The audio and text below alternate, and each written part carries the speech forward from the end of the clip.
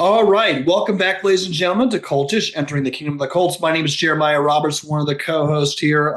Very super excited for this episode. I am on the road with a little minimalistic setup equipment here, brought coming to you from an Airbnb somewhere secretly up in here in Salt Lake City, Utah, and the surrounding areas. Very excited for this episode because I am here with Jessica Settle. How are you? I'm good. How are you? Very good, very good. Really appreciate you coming on today. So we're going to be talking about today is that we're going to be talking about Teen Mania. So this is a something that you were a part of. It got featured recently in Shiny Happy People season 2. It was very interesting because Shiny Happy People season 1. I think a lot more people were able to relate to it because it was the Duggars. This is a reality show that people kind of grew up around. So it's a lot more in closer proximity. But Teen Mania, which was the focus of Shiny Happy People season 2, a lot of folks aren't familiar with that. So just to real quickly, maybe explain who you are, what your background is, and maybe give people a very 30,000 foot overview of what Teen Mania or Acquire the Fire, what that was all about. So let's just jump into it. I'm really excited to hear from you. Sure. Oh, so Teen Mania was a massive part, I think, of youth culture in the 90s, early 2000s.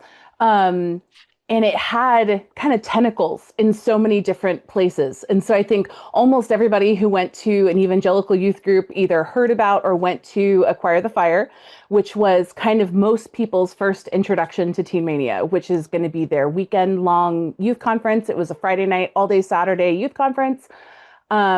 Started out kind of really small, Ron and Katie doing what they called the beach bash. And that was real small. And then it turned into, when I was with them, into stadium events with 60, 70, 80,000 people. And so those went on every weekend throughout the school year, essentially. That was one arm. And then as soon as Acquire the Fire ended for the year, it began the missions arm for the summer. So all the manpower went into teen missions. So they sent missionaries all over the world every summer. There were thousands and thousands of missionaries that came through the campus and went on all over the world between 2-week to 2-month mission trips. They also had summer camps that were hosted on the campus in Texas. And then there was also the Honor Academy, which was kind of the focus of the Shiny Happy People this season, which was their essentially 1-year-long internship. You could stay and continue for second, third, fourth years. But essentially it was considered a gap year program that was for when you graduate high school, before you would go on to college or into a career, to kind of come and dedicate 1 year of your life to the Lord and to ministry. And so that's kind of the encapsulation of what they did at the time. But it got a very big reach at certain points. Okay, and we are going to unpack and get into it. Maybe before, as we start, with the whole season, it was only 3 episodes, so I believe, if I'm not mistaken, it's a bit shorter than season 1. Now, this might be applicable to those who have seen the show, and again, there's probably might be some who just are curious about Teen Mania. What do you think the show got right, just real quickly, as far as just calling balls and strikes? Are there things even after the show that you feel like are just were generally misunderstood about what Teen Mania was about? If you were just giving initially a 30,000 foot overview. Yeah, I think it targeted Teen Mania in a way that it showed that, or tried to show that this ministry was a problem specifically, which there were issues within the ministry, which we can talk about. But I think it really, a lot of the issues that they were talking about could be applicable to all of evangelical Christianity in the 2000s, at least a lot of it, where it was people very concerned about culture. It was concerned about where culture was going, whether you agree with that now or not. That was kind of, a lot of the church was concerned about that at the time. I feel like they took a lot of liberty with the main commentator being someone who was not involved with the ministry, who was someone who was a reporter for Rolling Stone. And it was his commentary that drove kind of the direction of where everything went. So he wasn't ever an intern. He was never there. And even the interns that they chose a lot of them are people who have walked away from the faith. And so their perspective was very skewed towards things that even now, I think most conservative Christians would not have a problem with, but it sounds very bad and horrible when they're looking back upon their experiences and they're angry and hurt because they've also walked away from Yeah. mainstream Christianity at this point. Oh yeah. But I think it got right that there was definitely some spiritual abuse for sure. There was definitely financial mismanagement. There was definitely a lot of control. But I also think that they didn't give context for things that, like, we chose to go into that year fully knowing exactly what it looked like. Mhm. When we committed, we had an entire week of them laying out the program to us before we committed, and we knew Mhm. exactly what we were going to get into. So I think they don't really give that context, which is a little bit frustrating. It kind of sounds like we all got the wool pulled over our eyes and somehow we showed up at this program and were shocked at what was happening. Yeah. When sure, some people may have had that, but the majority of us knew exactly what we were getting into. Yeah. Um, I think they also focus so much on militant, kind of military jargon and language, and this idea that Ron was creating an army that somehow was physical. They focused so much on this idea of martyrdom and that we were all being Yeah. created as martyrs. And that Like was this was a never this was a Christian right. Christian Taliban, Taliban. They basically. actually use Yeah. that word. And Yeah. there's nothing about that at all in all of my years of experience with them, in all of my years of attending Choir of the Fire as an intern on staff, that never was martyrdom something that was encouraged. It was barely even spoken of. Um, Even the idea of the military side of it, we all knew it was a spiritual thing. It was very clear that that's what we're Right. talking about, the Yeah. spiritual battle that we are Mhm. facing. And did people take it too far? Sure. And did the military lingo, looking back on it, it's cringe. And Mhm. I'm not, don't love it. But Right. culturally, when battle cry was happening and when that military stuff was so prevalent within the ministry, culturally, the military was also a very relevant topic. It was just a couple years after 9/11. We were in the thick of it in Iraq and Afghanistan. And, even in fashion, Right. they made it seem like Teen Mania was driving this military thing when, camo was everywhere and the Right. military bags and the military caps. And so they created their merchandise to mimic what was in fashion at the time. They didn't Yeah. create military garb for an army. And so Right. none of that, kind of came out, or the understanding of the context of that. Yeah, and I appreciate you saying that. And that for me is that was one of the really frustrating things for me about watching the show is that I kind of had an expectation for something similar to season one. Well, I didn't agree with all the conclusions of where they went with season one. I Mhm. thought it was a great conversation starter. I think a good documentary would be just something to kind of get people thinking, but Mhm. not necessarily putting your own biases where like you're sticking your hand in someone's Right. chest. And that's where I felt the show went a lot of times. And while I wasn't part of Teen Mania, I remember roughly the same age. I remember growing up and seeing advertisements for Teen Mania and that stuff in passing. And I remember watching on TBN the Acquire the Fire shows. So like I remember as a Mhm. kid just seeing Ron Luce, just give his passion talks. Like he was so good too of like connecting with people like through Yeah. the camera. So I'm Yeah. sure there's a lot you could tell me about that. But I thought, well, I didn't grow up in Acquire the Fire. I grew up in the Joshua Harris, purity culture era. Like that's who I grew up in. Like as a younger kid, I went to all the Joshua Harris conferences and seminars, saw him speak multiple times. I mean, I always had I Kiss Dating Goodbye was like my go-to guide for life, Uh-huh. as a young man. And so any of the negative connotations people have had about how I Kiss Dating Goodbye like negatively affected them, like that's part of my story. But I just thought it was very interesting as we jump into this that they had Josh Harris of all people Uh-huh. to be giving commentary. What did you think about that when Josh Harris gave his cameo in the series? I mean, again, it kind of went with the same theme of what they were going with, where people who now are looking back on a lot of their faith journey as something that is negative and that they regret. And so Right. it kind of, I feel like, played right into that. It's sad to see where Joshua Harris has gone, and it makes my heart sad that he's walked away from the Lord and that that's not something, that Mhm. is part of his life anymore. Um, but also unsurprised. There was teen mania and purity culture was strong. And so Yeah. that, not surprised that Joshua was a part of it. His books were Bibles or next to Bibles for many Yeah. people at the ministry.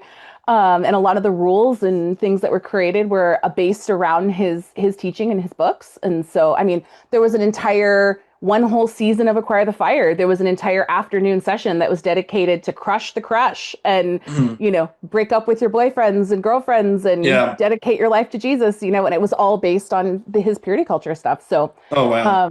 not surprised to see it, but uh, yeah, I mean, Yeah. I guess it's sad to see where he's ended, but also understand where he's coming from.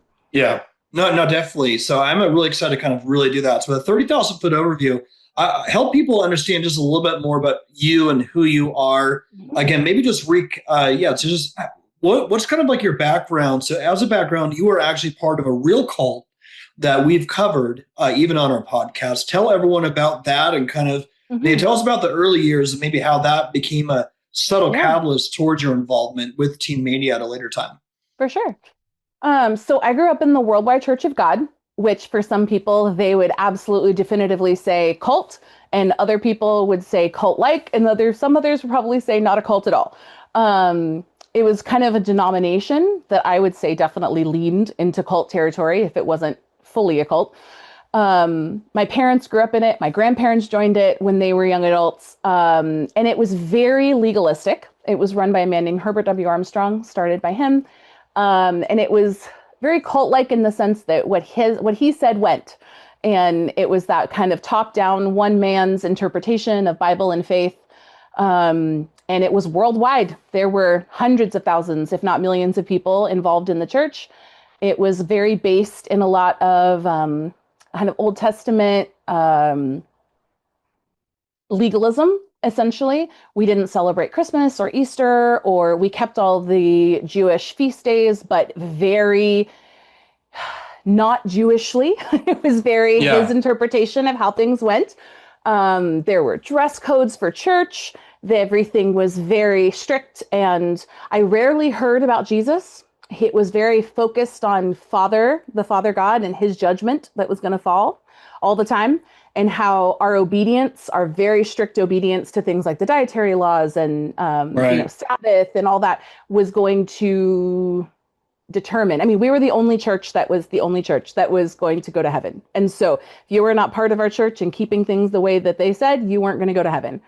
So I grew up with a very legalistic, intense, harsh view of God, to the point where actually when I was 6 and it was at school and they gave me a piece of pepperoni pizza at school and I didn't know and I ate it. And later some kid came up to me who said, "You ate pig. Did you know you ate pig?" And I just Mm. lost my mind. And I came home inconsolable, unable to even tell my mom what was wrong, cried for days. My mom said she's never seen me like that.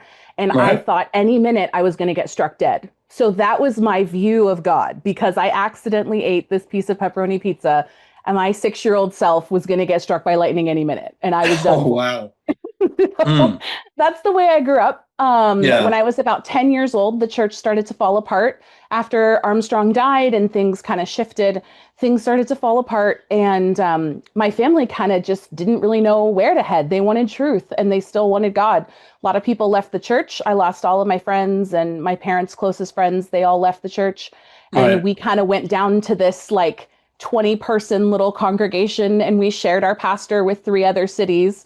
And our sweet pastor was like, "We need something for the 12 youth of these 3 churches or 4 churches." And he gathered us all up and took us to the Hamilton Acquire the Fire. I had no idea what I was in for. Mm. My parents were just like, "Sure, it's How something old were about you? Jesus." So it fell apart when I was 10, but we went to my first Acquire the Fire when I was just turned 13.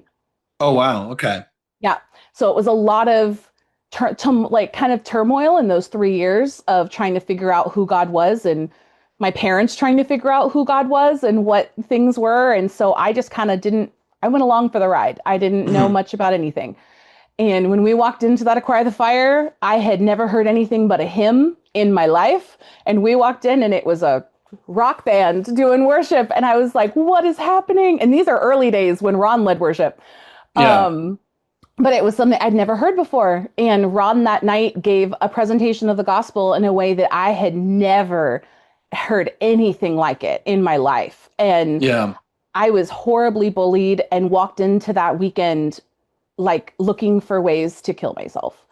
And I couldn't because I was too afraid of how it would affect my family, but I was very depressed and was very hopeless. And that weekend when Ron, it was like I was being spoken to by the Holy Spirit in the most powerful way. And Ron presented the gospel, and it just, Jesus loves you exactly how you are right now. And I had never heard that in my life. It was all about what I did and how well I behaved and how perfect I was. And that night when I went down on the floor at that Acquire the Fire, I was radically saved and got up a completely different person. And we ended up joining an evangelical church within 6 months, a mega church for our area. And from then on, I was at 2 Acquire the Fires a year. I was obsessed with their internship, obsessed with everything Ron had to say. I memorized every song and every CD and was on the road to the Honor Academy from 13. Wow.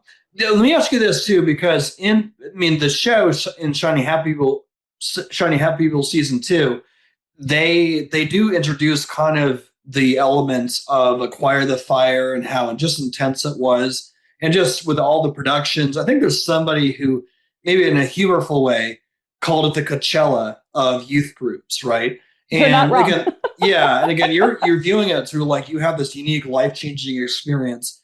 There may be looking it back, obviously not as positive a light, given if you've watched the season.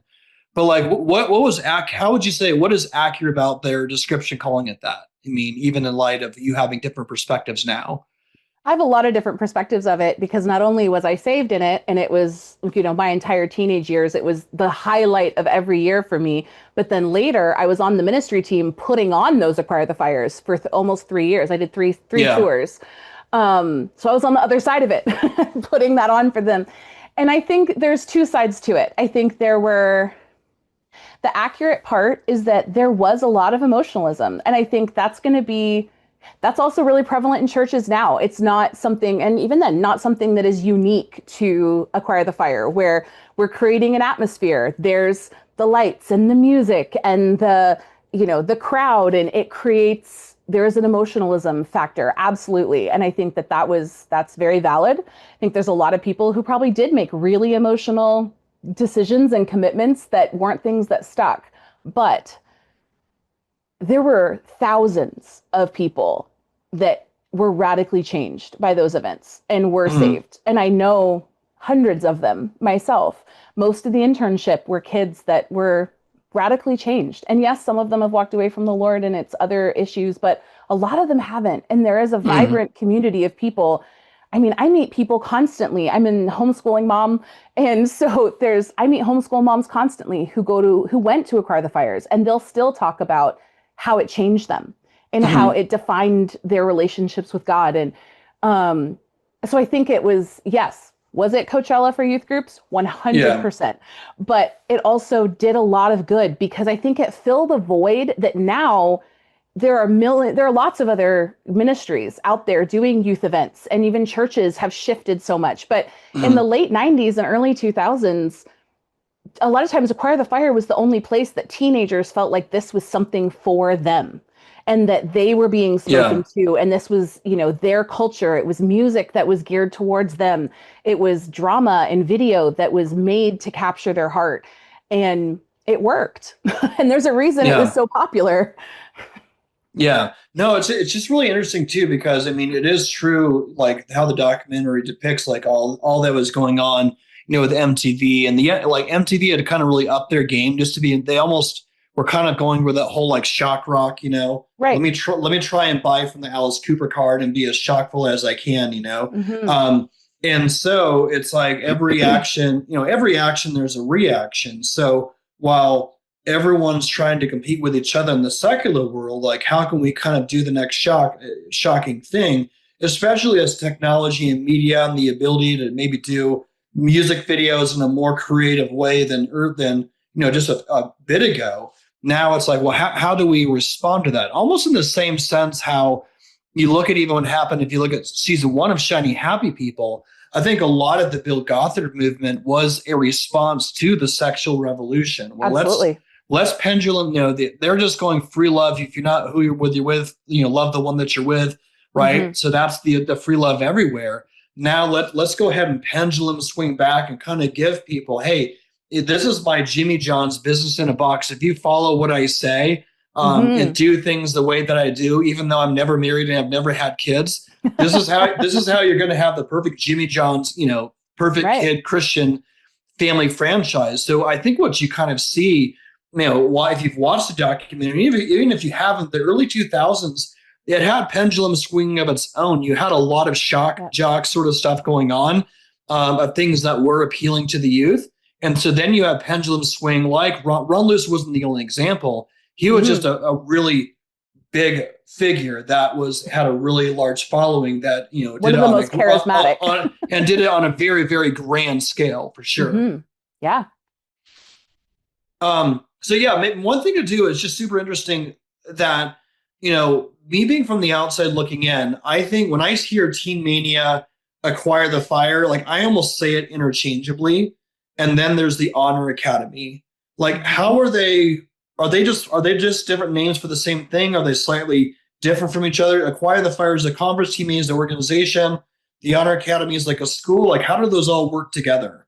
Sort of, the Teen Mania is sort of like the umbrella. So if you were going to say Teen Mania is the umbrella name for the whole ministry, and then within Teen Mania there was the Honor Academy, which was the school, the Acquire the Fire, the youth events, global expeditions, the missions organization, extreme camps, the summer camps, and CCM, the Center for Creative Media, which was their media outlet that came a little later. I think that was started when I was there in 2004, 5-ish, I think is when it started, where they created that to train people to do media. Then they created all their own media videos and all that for the Acquire the Fires instead of outsourcing that.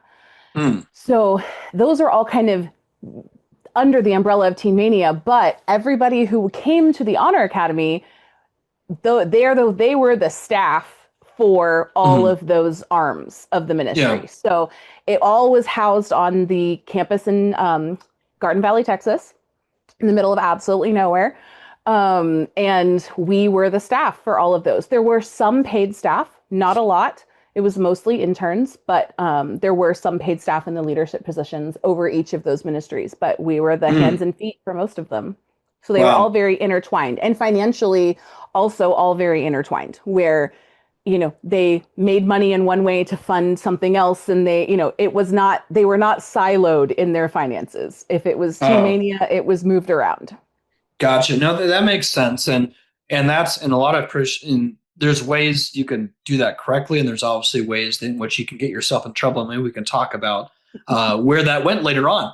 But yeah, let me ask you this. This is super interesting, and I really appreciate your perspective, especially in light of like watching the show. I was like, I need to get some other perspectives having watched it. So what's it kind of implied in the documentary as you see it is that really the Acquire the Fire event was kind of like the recruiting ground in order to get people in a very emotional state of mind, to get them to make, a commitment. In this case, commitment to purity, commitment to Christ, but then to kind of join the organization and commit themselves to be with the the university for a long time. But they kind of the show sort of implied that this is sort of the cult recruitment facility, where it's like this is the sort of the beginning stage where everyone can be indoctrinated. This is where the undue influence takes place in order to make someone a true believer and a loyal follower of Acquire the Fire. And that's where that's where it seems to kind of lead in the show. Like, is there levels of accuracies to that, or is it what areas are there, or is it like sensationalized in that area? I mean, yes. Yeah. That in the sense that offerings and lead card moments were very created. We'll put it that way, Yeah. where, they knew, okay, we're going to do this, and then we're going to do this, and then we're going to show this video of, this mission trip, and we're going to talk about all of the people. Like there was one skit way back when it was the bread skit. It was this very famous one at ATF where they had tons of loaves of bread up in the ceiling and they dropped them all over the stage, and it was this idea of the bread of life, and we're going to bring the bread of life, and it was very dramatic. So they Real loaves of definitely, bread? yeah. Yeah. Wow. Ron loved a show and things. So the bigger and the Wow. more dramatic that things got, the more he loved it. And so they definitely would have these emotional moments. The offering was always right after the altar call. So you have the altar call, everybody's crying, and then now won't you give to help us bring this message to other people? But again, not unlike most churches in the same way, but it was very definitely created, and they knew exactly what was going to happen and when it was going to happen. But I think the way that the commitment is kind of way overblown. Really, the card that you were writing in was saying, I'm interested in learning more about going on a mission trip. And you put your name and your phone number down. You're not committing to anything. You're just saying, I'm interested in more information. Were you now on a list that you're going to get called? Yeah. But you weren't signing your life away or committing to anything. And let me tell you, having worked with those cards, of those millions of cards that were signed, a fraction of a percent is something that turned into something. It's a lot of kids really excited about, I want to go to Africa, and they sign the paper, and then they get home and their parents are like, absolutely not. And then it's done. So, but they definitely used the moments to get the lead cards, and those lead cards were gold. Right. Okay. And so those are part of the fire events made you also commit yourself to long-term mission trips. Now, when we talked on the phone, you said that and they also talked about this too, in this show, those who also went on mission trips. In your case, you went to Romania. You said there was good things about the trip, but also things that were not so good. Tell us about that. I wanted nothing more in the world than to go on a mission trip with Teen Mania. From the moment that I got off that floor at my first ATF when I got saved, it was my driving force. But they were really expensive trips for what, for that, even that time period. Like when I went in 2001, I went for the summer to Romania for a month. And I believe that my trip was in about $6,500 at the time, which, for one person for a month when we were sleeping in not great conditions and we were eating, questionable food and a lot of peanut butter and jelly, it's a lot of money when you look at kind of what that was. But I think the hard part about those trips at the time, I thought it was the best experience of my life. I walked off that trip with a heart for missions and a passion to see the lost reached. But there was a lot looking back on it as an adult and seeing how not great it was. And they brought it up in the documentary, and I think they did an okay job with it. We were going to these places that are filled with Christians. Like Romania is not an unreached people group, and we were going to this place and walking out and doing these dramas that were really infantilizing, like looking back on it, where it was kind of insulting to think that that's how we were going to reach these people. And we had teenagers from local youth groups as our interpreters. And, we're supposed to come up and I'm supposed to give my testimony that's going to change these people's lives. I'm 16 years old. And my testimony is, at that point, not much of anything, and we're like, love Jesus. And we're standing outside of this massive Orthodox cathedral, and we're going to tell them that they all need to come to Jesus, and they had us doing things like prayer walking in the cathedrals and praying down, spirits. And there was a lot of points where we figured out real quick, they didn't know what to do with us. that we were Mm. there, and whatever they thought we were going to do, things fell through. So like we spent 3 full days picking weeds on the side of a mountain where they told us one day a church was going to be built there. And so we should help clear this area of brush. And we're like right now it's going to be built. And they're like, no, no, no, like in a few years. But like, why am I spending 3 days picking weeds for a church that's going to be built in 3 years? But they're like, well, this is for Jesus, you know? And so you're like, okay. Right. And this is super interesting because I can relate because I'm from a background of that same youth group culture, going on mission trips and having to do car washes, rummage sales. Mm-hmm. Even the guy mentioned in the show, like the slave auctions, like you did it in a satirical way. Like, and I was part of that. And looking Yeah, back, same. all these times later, I'm like, oh, that's so cringe. I can't It's believe so cringe. I can't believe like we did that, you know. So it just but I think what's also like for me, I got saved on a mission trip. So maybe it's a unique perspective. I think within, especially in the late 90s, you could tell if you can relate, early 2000s, with mission trip culture, like going on a mission trip, it was almost like you were chasing this high.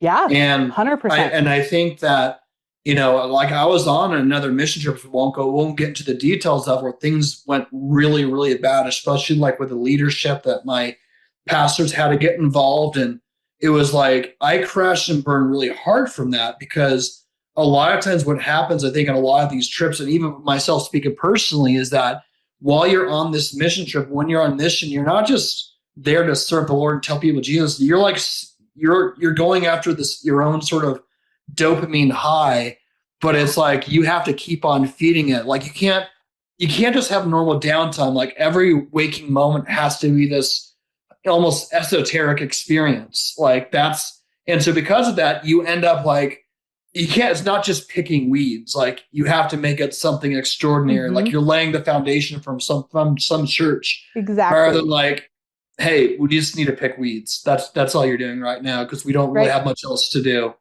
Like, or like, and hey, we have nothing to do. Go have a free day, And it was like, well, we can't do that because we have to make sure that you feel like this was worth something. So we're going to spin this idea, of this, that you're doing something meaningful, when you're like, well, I really wasn't, but okay. Yeah. Mm. But Oh, I was going to say there was one thing that got brought up in the documentary about, the guy who has appendicitis in India, and his whole experience, and in his mind that was not handled appropriately.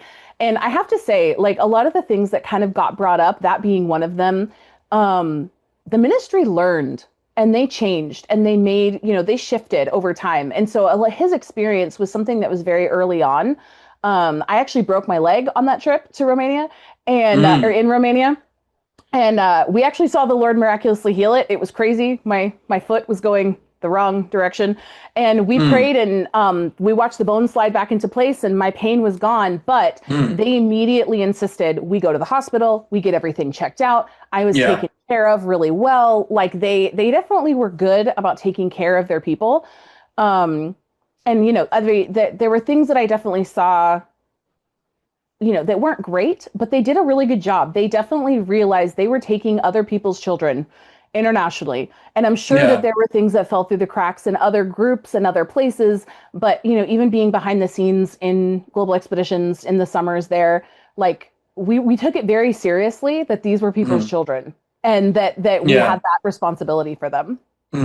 But and for those also, like in the documentary, I mean, you have a unique perspective, like hit and miss. For your perspective, for those like in the documentary, and it's probably similar. Like we did a series a couple of years ago on Youth with a Mission, which I feel like it's super identical to that. But those who have gone, they were just down the road. But with all the a lot of the deconstruction conversations surrounding Youth with a Mission or Teen Mania surround upon the negative experiences with the mission trips and how things were handled a lot of the times. Like, I don't know, with just real quick, with your perspective, how would you contrast that with those who would say otherwise, both in the documentary and elsewhere?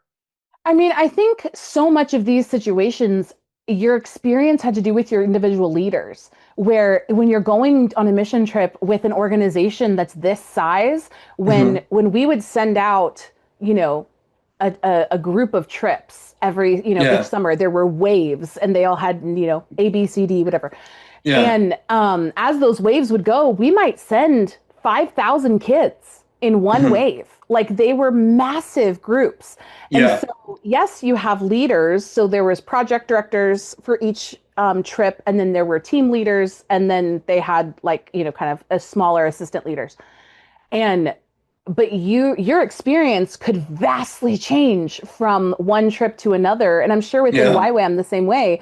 If you have a great TL that was just on it and they were this anointed person who was there to make your experience amazing, or were they someone who was just there because they wanted to have vacation and they weren't Right. super invested, And so I think it people are people. And I Hmm. think that and I'm not excusing hurt or abuse in any way, and those things are extremely valid.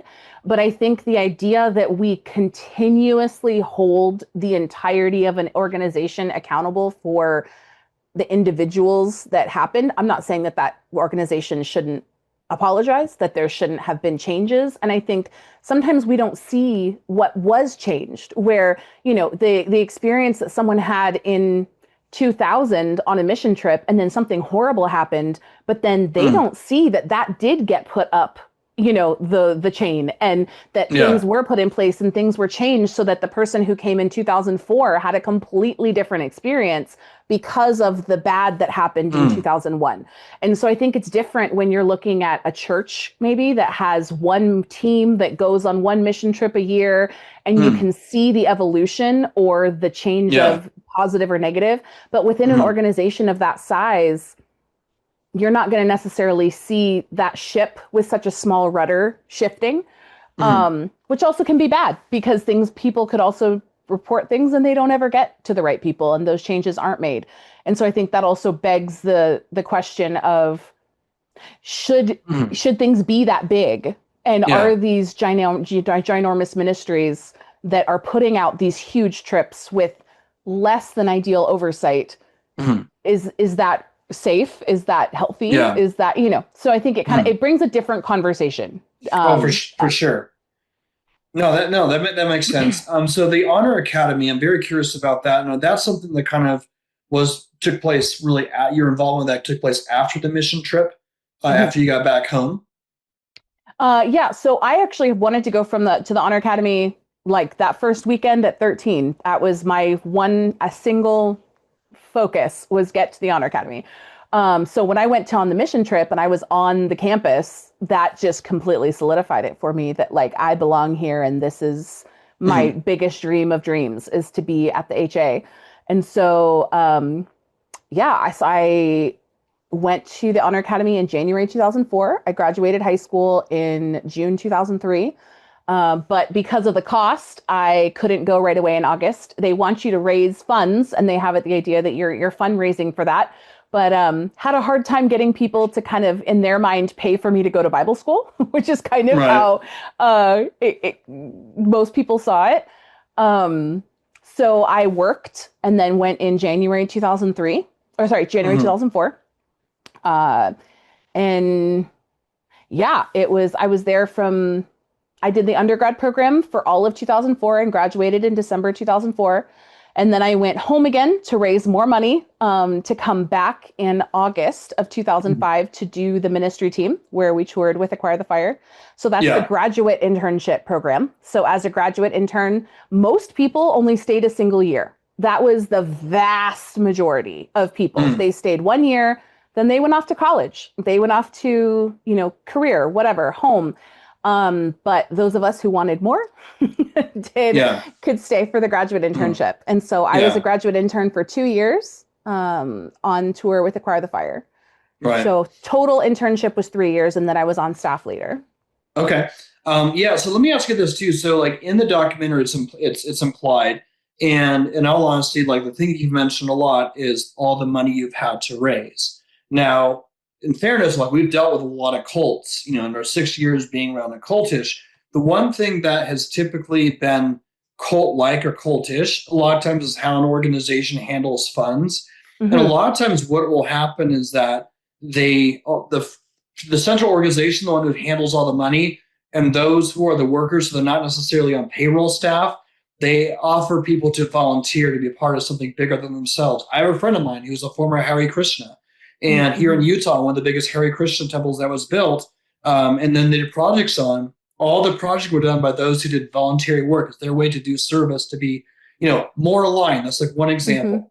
A lot of other organizations and even cults, they rely on a lot of volunteer work where people volunteer their own free will and volition, regardless of pay, because they see it as the spiritual experience. So what I'm seeing, at least consistently, with you mentioning it, but also in the documentary, and even kind of hearing and reading some different testimony, those who have been Teen Mania, different organizations, is that they're having to front all of this money with that. So in the example in the documentary, when you have the one person who's mentioning that they're having to basically serve Jesus by cleaning toilets and cleaning the latrines and whatnot, it's like, well, it does make sense for them from a logistical standpoint, because rather than have somebody who's a super a janitor on our payroll, we can have someone who just wants to do it voluntarily because we have someone who paid to Yeah. get here.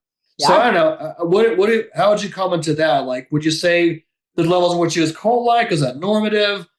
Is there validity to kind of people sort of asserting that? Because that's kind of what comes across a little bit. I mean, it was implied, obviously, in the documentary. What's your take on Mm-hmm. that? I think it's overblown that way because Yeah. there was a lot of other things like Master's Commission, it was the same idea. And lots of other kind of church internships where you come volunteer at the church and you are our media people or you're our whatever, and you're going to get kind of special mentoring and special growth opportunities to do this. So yes, Ron was a genius in that I'm going to recruit this massive workforce and they're going to pay to be here and they're going to work for us for free. He was an absolute genius for that. And I think it's great. There were parts of it that were great and there were parts of it I think that weren't great. They billed it to us as we were paying for our living expenses. So us paying our, $700 a month is what my undergrad internship was at the time. Mm, And that's paying for our living expenses. So food, mm, board, all that. We also worked 35 hours a week for the ministry and whatever our placement was.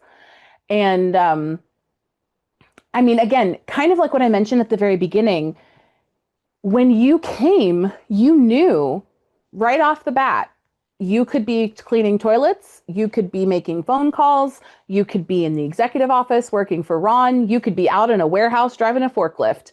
Like, you have no idea what you're going to be. And there was something good or bad. I see why they did it. We had a week-long time when we first arrived called Gauntlet. And it was purposefully very difficult. And they told us they were making it a really hard week because you were coming to give 1 year of your life to Jesus. yeah. And you're coming in this place of you are purposefully cutting yourself off from secular music and movies, and you're cutting yourself off from boyfriends and girlfriends and basically kind of the world influence, and you're putting yourself purposefully into this bubble, and you're going to give your 1 year to Jesus and see who you become. So that first Right. week, they very much, they pushed us hard, where you got up at every morning at 5 a.m. for corporate, when like they showed, we were out on the basketball courts doing calisthenics and then running through the fields, and we had constant classes and some sessions and worship, and it was very intense, and they told us exactly what we were getting into. And then at the end of that week, we had the commitment banquet, where at the end of the banquet, we would sign our commitment for 1 year, saying, I know what I'm getting into. I know what I'm doing. We'd already had the handbook. We'd been studying the handbook. We knew all of the rules. And then we signed, whether we wanted to or Mhm. not.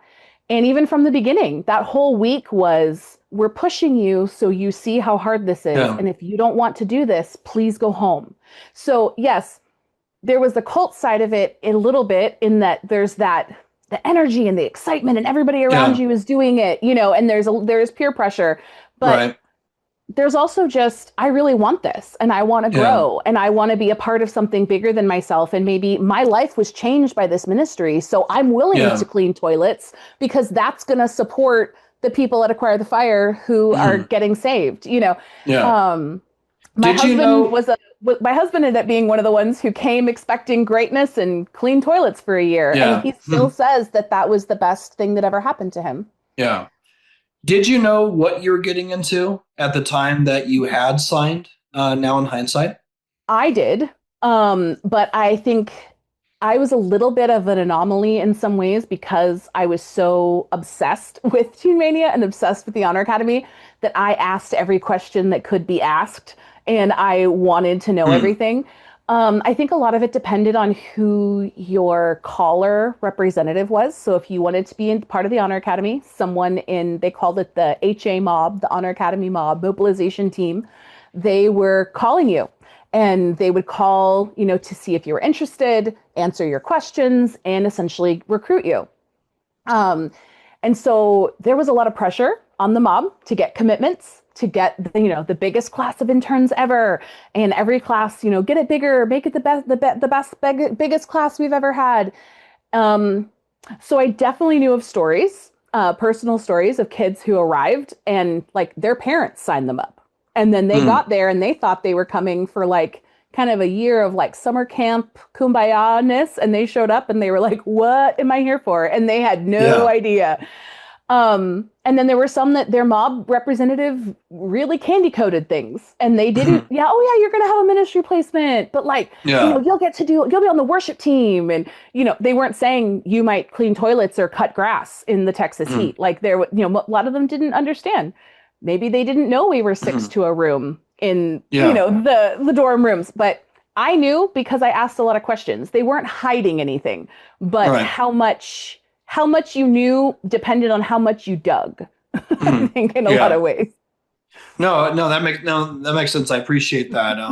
What's super interesting too, just jumping back to Acquire the Fire, because after you went to the Honor Academy, your involvement behind the scenes was at Acquire the Fire, which I found that super interesting. So apparently, so in the documentary, they feature they have footage from one of the major events that you were sort of behind the scenes pulling the bells and whistles. Like, tell us about that. Like, tell us how you got into that, but kind of bring us into like, I think maybe give everyone maybe that all access pass behind the scenes.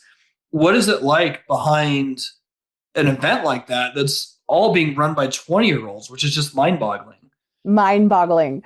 Um, the ministry team, in some ways, depending on who you were at Team Mania, the ministry team were the rock stars or the rebels. And so because we were the ones who left campus. And so Mm. the second year interns who stayed on campus as the mentors or the ones who were like the ministry placement leaders, they stayed on campus, they stayed in the bubble, and we lived on a tour bus and traveled all over the United States. And so we were, yeah, either rock stars or rebels, depending on how you were looking at it. Yeah. But it was a lot less glamorous than any Mm. of us ever could have expected. And I think, when you're 20, 21, you can handle anything. But even as that, it was a lot. There were 30 of us that lived on a bus and we slept two to a beds that were smaller than a single bunk. And Mm. we slept head to foot in these beds and we slept, all we had on the bus with us was a backpack and some bedding and we had suitcases underneath, but we were squished in like absolute sardines. And we we stayed in people's homes as we went from place to place. It was host homes that took us in. We were never ever in a hotel.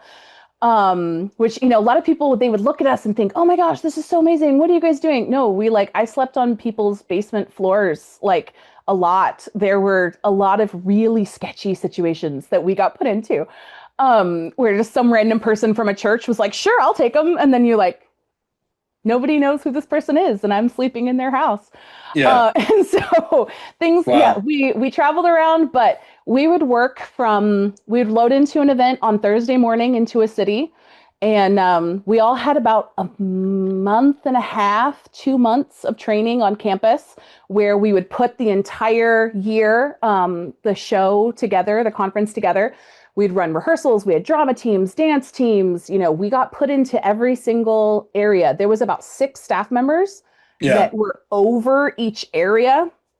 But aside from that, every one of us was completely untrained people who we were the work. Mm. So there was good and bad. We loaded into the events and we set them up. And I mean, it was absolute utter chaos most of the Yeah. time. Controlled chaos, and it's surprisingly, I mean, it became a well-oiled machine. By the end of each year, a lot of the people that actually ran these events ended up going into the industry because of what they had done. We had amazing experience running sound and lights and, things, but there was, we definitely were not very loved by the local venues. A lot of places we would show up and the unions were not happy to see us because we're a bunch of kids and, we're not doing everything the most professionally. But we got it done. And I mean, those events, the big, huge, like the battle cries, stand up, the big, huge stadium events, there were a lot more staff that got brought into those events and a lot more professionals that were involved in those. But we worked ridiculous hours. And I think those are the things that now looking back on it, where you're in the moment and you're like, I'm just doing this and we're reaching teenagers and this is the greatest thing. But I did permanent damage to my adrenal system and to my body during that time. With how would that kind of go to the borderline, because it's fair to say there's areas in which, in fairness, calling balls and strikes, things that Teen Mania did good. Absolutely. But there's also ways for sure it would be cultish or cult-like, depending on what, even applying, for example, the bite model that maybe we'll get into with Steve Hassan. Would a way of just, a lot of times people who are cult members, they just spend an absorbent amount of hours where this thing is their entire life, not realizing, but they're so cut off from the outside world, they don't even realize, in the moment, you seem you're part of something bigger than yourself. But once everything kind of begins to slow down, you have a time to kind of catch up with yourself, it starts to take a toll. Yeah. So would that be kind of reflective of a lot of people who are working these long, excessive hours with the involvement helping run these shows? I think everyone, in the 3 days of our events, we would easily work 40 hours plus in those 3 days. Wow. It was more than that. It was insane how hard we would work. Other events were easier, and I'm not going to say every single weekend was that hard, but the vast majority were. And I think a lot of us, we didn't realize, again, like you're saying, we didn't realize just how intense we were going. I think the hard part was when we would try to kind of raise a flag of we're burning out and this is too hard. It was the constant rallying of, mostly, honestly, it was from Ron, of that, just go harder. This is for Jesus. And why aren't you, where we would just have worked 40, 45 hours in those 3 days and we're on our feet the whole time. Right. This is not we are busted. And then we would finally, we get to bed at 1, 2 o'clock in the morning, Saturday night, and our bed being on the bus that we're sharing a bed, these are not nice tour buses. And we finally get to go to sleep. And we find out that now Ron wants us at this church that he's speaking at in the morning. And he wants us there to sell merchandise. And he wants us to sit in the service where we're going to hear the same message that we just heard all weekend. He's going to give at this church. And he wants to be able to point to us and say, and here are my interns. And we're there selling merch for him at the church. And he's never going to speak to us. He's never going to say hi. He's not going to come even talk to us. He's going to show up and smooze with the pastor, preach, and leave and go back to his hotel or fly home. But when we were saying, we're exhausted, why can't, can we just need to sleep? And it was, well, Ron needs us to sell the merch and you guys just better get to the church and sell the merch, And those are the kinds of things that we saw, but it was just like, well, keep going. This is what we signed up for. Right. We just keep going. And then when we would come home and my parents would like, what's wrong with you? Like I would come Mm. home for Christmas and I would sleep for 20 hours. Mm-hmm. And, they're like, you're sick. Mm. It was like, well, no, we're moving people for Jesus. And so you Mm. just keep going. Wow. Wow. Yeah, because I mean, it's super interesting just because in some sense, it's like even the biggest, I think about, whatever, like Olympic sprinters, Olympic track and field, even the most trained athletes in the world, like what was that guy, Michael Johnson?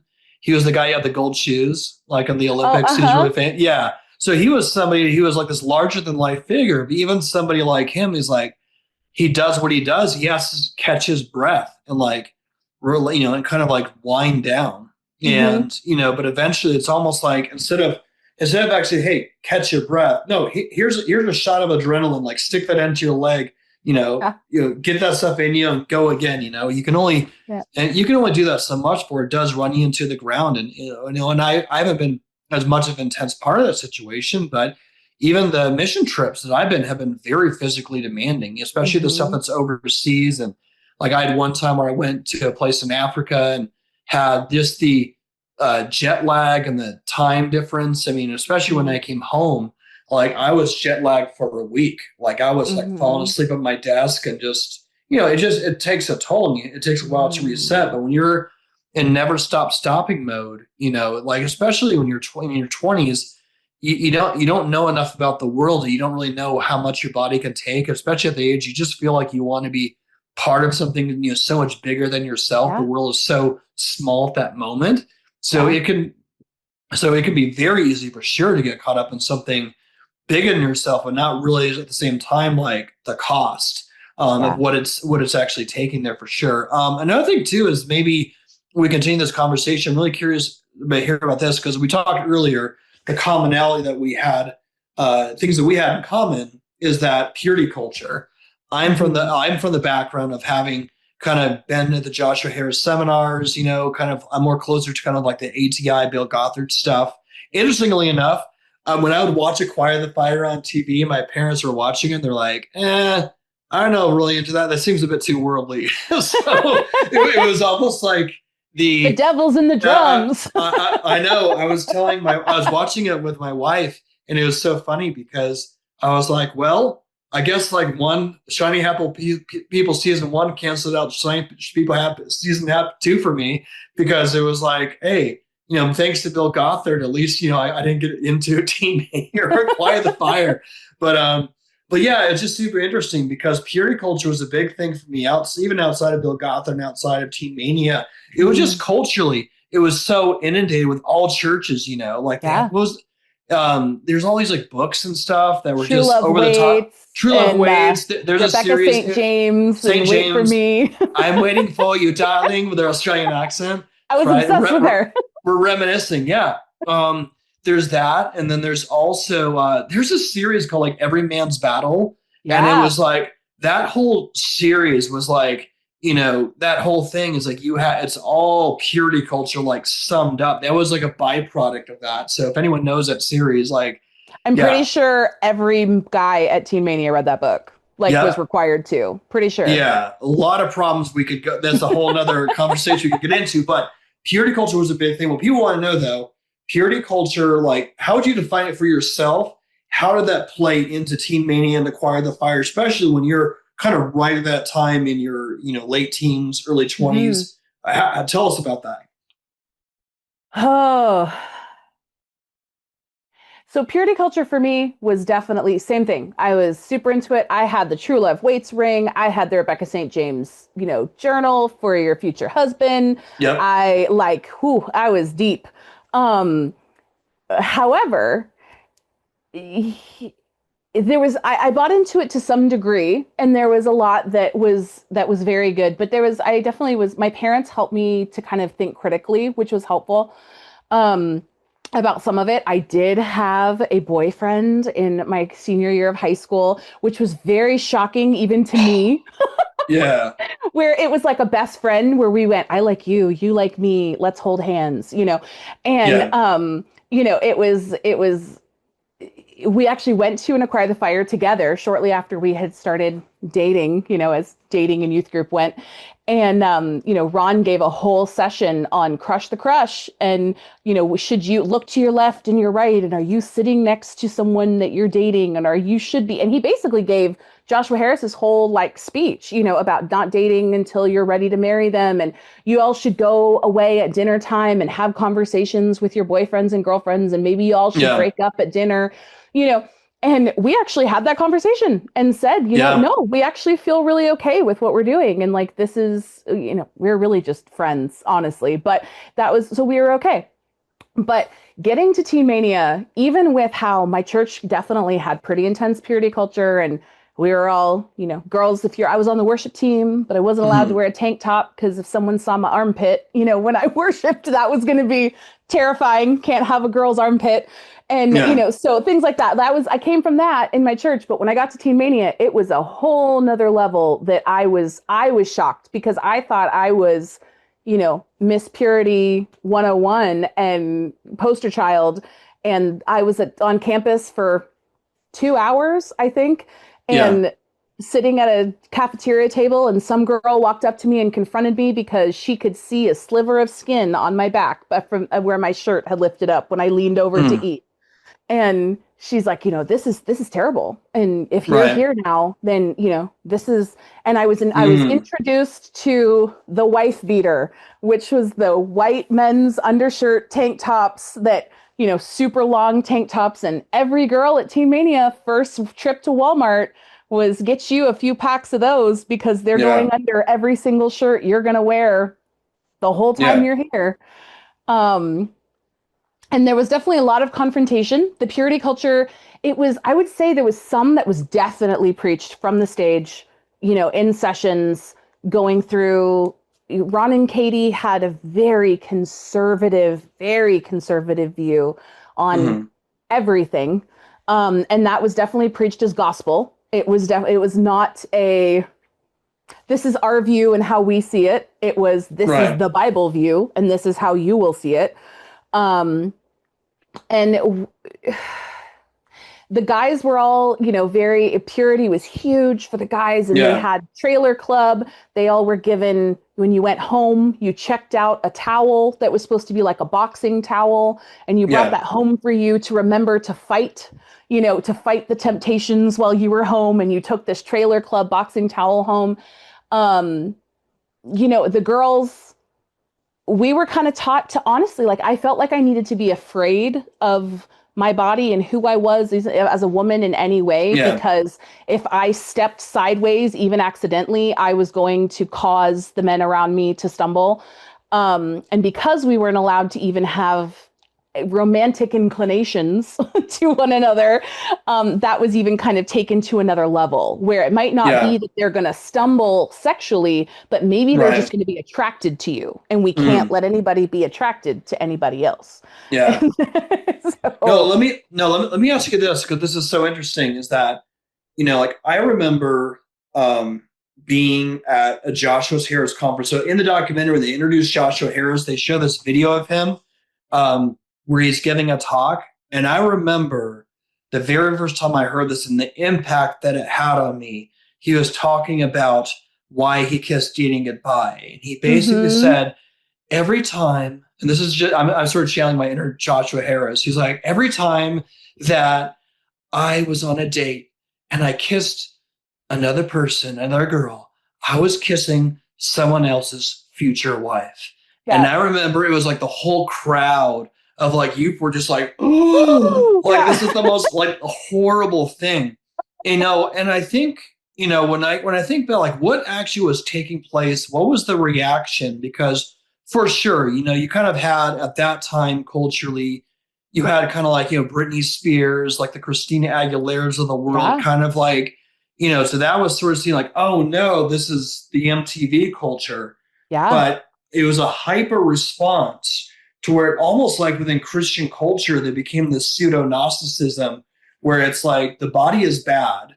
Absolutely. but the spirit is good. So rather than having a holistic Christian view of like the body and what it is and what it's supposed to be, in contrast to being in the image of God and the part of you that's spiritual, it Mm-hmm. was like you really adopted this view. And I think about Gnosticism, especially like with studying cultish and studying all the different New Age groups and stuff that I've had, and I've realized when you look at the one or two and the distinction between creator and creation, is that it really, I'm like, oh my gosh, looking at purity culture all these years later and reading books like Every Man's Battle, it's like, this is like pseudo Gnosticism.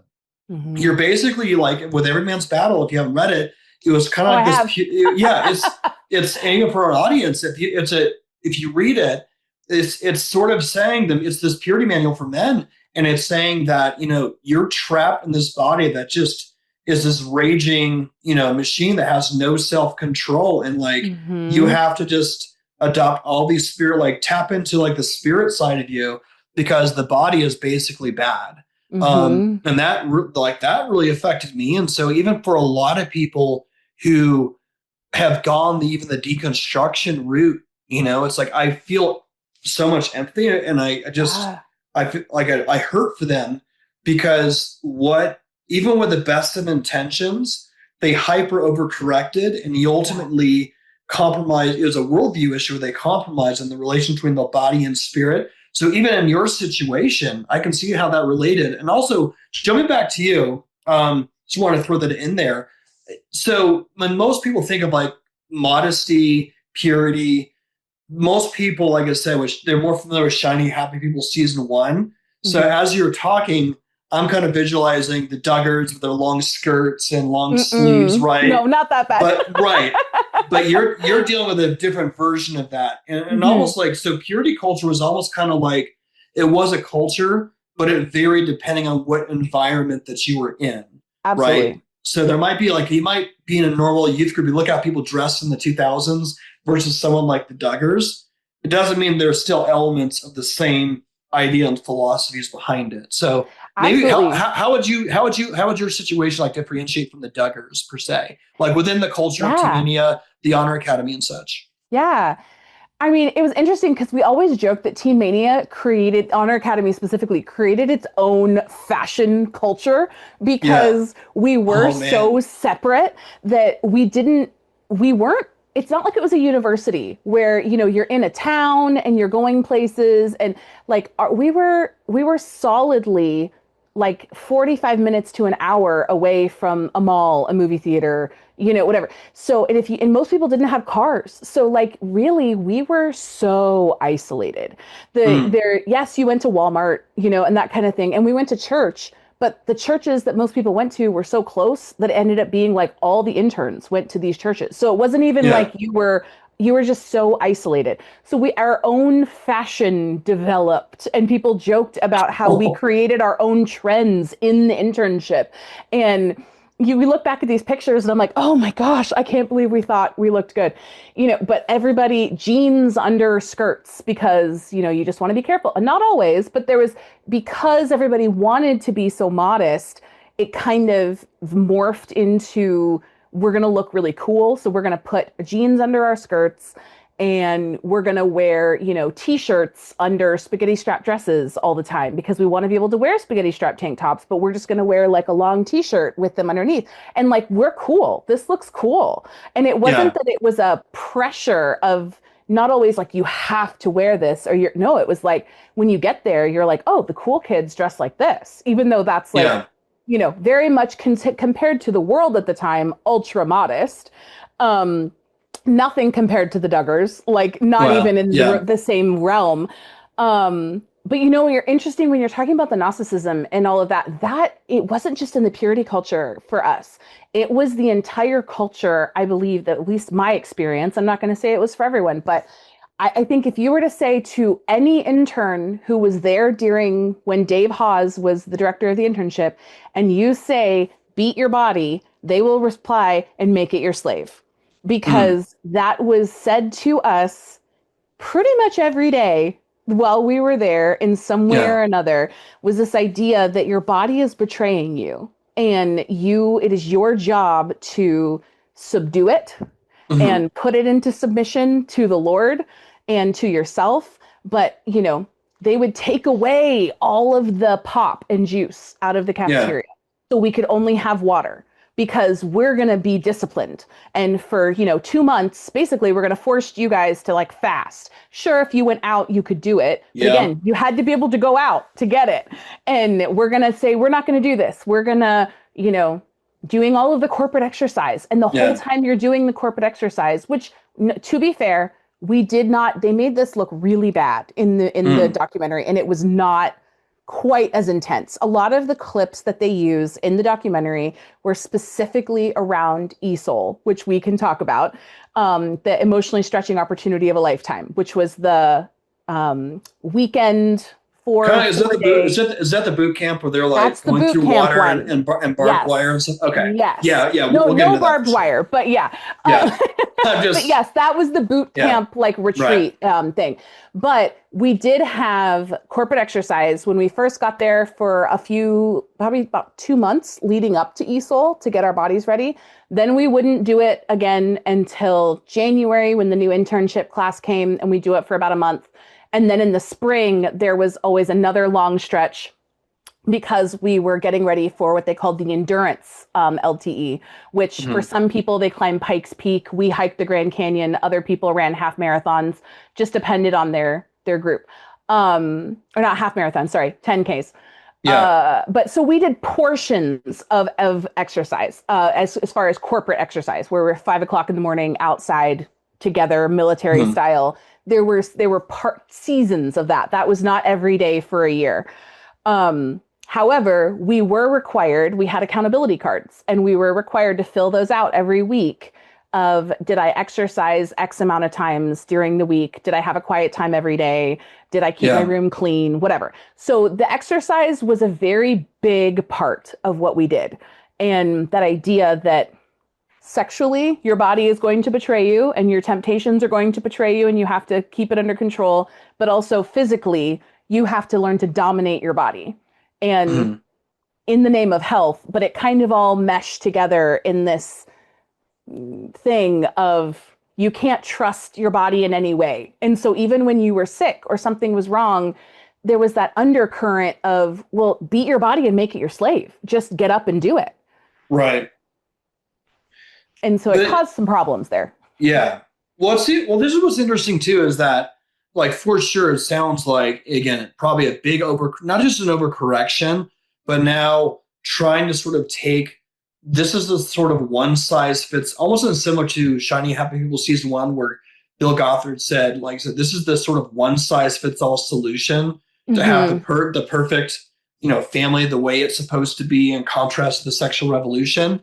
And maybe in some sense, maybe it's the same idea that was perpetuated within Teen Mania and the Honor Academy, where maybe it's saying, and help me maybe understand this, that maybe they're saying, well, this is sort of the one size fits all to sort of like have teens be on fire for God, be pure, kind of discipline your body physically and do all these things, but kind of we can just run people all through the system. They all come out the other side, regardless of where they're from.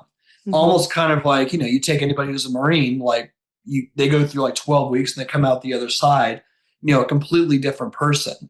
But maybe there's an error. Like, would it seem like maybe there's an error with trying to like systematize something through a program that should ultimately be a work of the Spirit? Speaking as a Christian, because I know even this years later, like there's, especially being newly married, like there's a lot of sanctification. There's things that I'm tempted to do, sometimes things that I'm tempted to say. There's things that all the time that I have to say, no, that's not a good decision to do. Like, no different from like if you get cut off by someone who's being a jerk on the road. Like, am I going to think a bunch of things that aren't please and thank you, or am I just going to put that to death? Right. But that's the work of your own, willful volition, and ultimately, like as a Christian, the work of the Spirit. Whereas in this, it's kind of like this sort of systematized attempt to sort of have a one size fits all for everyone. Yeah, I think that's part of the problem with the size. And again, going back to the same kind of thing that we talked about with the mission trip, when you're operating at this level where you have 900 interns on campus, Yeah. you know, you have to create. That's why the rule book got thicker and thicker and thicker. And it actually became a joke that, you know, hey, my core, our cores were our small groups, gender Yeah. groups. My core got this new rule in the rule book because we Yeah. did something bad. And it became this like this mark of honor, like, oh, don't scale. Like there was my brother core got a rule in the rule book not to climb the outside of buildings Right. because they scaled the outside of one of the dorms, you know, so then it went in the rule book. But if you have that many people, 19, 18, 19-year-olds primarily on this campus, you've got 5 to 900 of them. Yeah, you have to have pretty formulaic things to keep control Hmm. of that many of them and it not devolve into, you know, chaos to a certain extent, Yeah. which I think that is a detriment, honestly, like looking back on it, where I'm like, Hmm. there was so much formula that it didn't leave a lot of room for the spirit. And I think it depends there. This also goes into kind of what we talked about the mission trips. It depends on who your leaders were. And Yeah. so if you had great leaders who they were spirit sensitive and they, you know, then that was different. The Hmm. interactions that you would have personally with them were going to Right. steer you in a completely different way. But if you Hmm. had real kind of strong, more honestly, like the Teen Mania model that a lot of them came to create. It was very follow the rules, be obedient, you know, to the letter of the law. And so then that creates the formula and the system that kind of perpetuated a lot of those issues. Um, Yeah. but yeah, I think it could depend on because there were some people that had Hmm. amazing experiences and the Holy Yeah. Spirit did. And I had some great experiences, but a Right. lot of my experiences were, to be perfectly honest, despite a lot of my leaders, not Hmm. because a lot of my leaders. Yeah. But I also went into the internship with an extremely strong relationship with Jesus, Right. where a lot of these guys coming in, they didn't. And Hmm. so then that shapes things kind of sometimes in a wonky way. Yeah. Organizationally speaking, did Ron Luce, um, did he really see this as big as it was as the end game, or is it something that just sort of took a fire? Was it a fire that's acquired, pun intended, and it just became this thing that was like this big, and you kind of get caught up in the whole thing? Was that kind of the intent to begin with, or did it end up that way and they kind of adjusted things as they go? I Like, think a lot of ways they adjusted as they went. Ron, I'm going to be perfectly frank, and this was my experience. And so I don't want to speak for everyone, you know, who was there, but when I arrived in January 2004, it sure felt like Ron didn't care at all about us for any more than what we were as his worker bees. That's yeah. how it felt. So yes, we had him teach, you know, his character development class once a week, but it very much felt like he was just speaking at Acquire the Fire. Like Hmm. we were just a crowd to speak to. He Yeah. wasn't connecting with us and that wasn't there. So it felt like Ron's mission, his long-term goal was to make ATF and global expeditions as big as humanly possible. And the only Hmm. way for that to happen was to make sure that he had a workforce to fund it. Yeah. And I'm not saying that that was everyone because there were, you know, other leaders that were involved in the Honor Academy who their entire focus was the Honor Academy. They Yeah. were not involved in anything else, you know, and so that's a little bit different. But as far as Ron's goal, I can't speak to it, obviously knowing exactly his heart, but that's sure how it felt. Is his end Hmm. goal was it was always never backwards, always forwards. That needed to Yeah. be a bigger Acquire the Fire. It needed to be a bigger event. We needed more mission trips. We needed bigger everything. And Yeah. so really the interns were the worker bees to make sure that we got as big as possible. And he got on Hmm. as many CNN, Fox News interviews as possible because of what we were putting on for him. Yeah. What would you say, like in in the documentary, they kind of give the Ron Luce origin story. right? And they kind of talk about, Yeah. the origin story, the climb to fame. It felt almost in a way outside of the people who, the people who are telling their stories and the kind of like the real political angle of the show. Hmm. It felt almost kind of like a VH1 behind the music, like I'm watching a Guns N' Roses special. Like, Yeah. hey, here's how they kind of like their origin story. Here's where they just kept on getting bigger and bigger and bigger. They didn't know how to handle fame. Then it kind of falls apart. The band breaks up. And it almost felt like that's sort of what I was watching with their depiction of Ron, especially towards the end. What's your vantage point? Because you're somebody who not only is part of it, like you regularly work with him and interacted with him behind the scenes. Hmm. How would you describe like who is Ron Luce, or maybe who was Ron Luce, and Hmm. who is he to you now? Hmm. That's loaded. Um, We've got time, so there you go. Floor's yours. well, so one thing I should clarify that the documentary got very wrong in that um, would they really they pitted Ron's relationship with his dad and the kind of the ostracization they had and the problems that Yeah. they had as his main driver for this whole thing, and that he was trying to like create something to make up for that. What they didn't talk about was that before Teen Mania was even close to its peak, Ron had well reconciled with his father. His dad had given his life to the Lord because of Ron, and his dad was involved. Mm, His dad built the ginormous pool on campus. Like it was yeah. Okay. by the time that I was there, Ron and his dad had a wonderful relationship, and it was a big testimony of that. So that was something that they never brought up of like, it was look, him trying to constantly get this thing from his father. That was not Right. accurate at all. So just to say that was one thing that we were like, okay. Um, but as far as, oh man, let's just I'm trying to think of the best way to say this.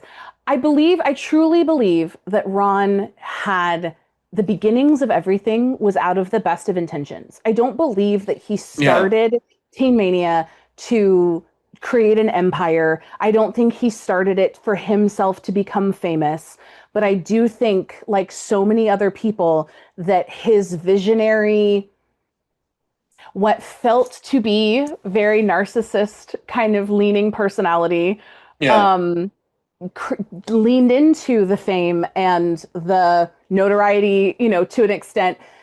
It changed. It changed the so much. And so I went in with stars in my eyes for Ron Luce. I mean, he was the man that brought me to Jesus, essentially. And I had been listening to him preach and just hung on every word he had ever said for 5 years by the time I got to the internship.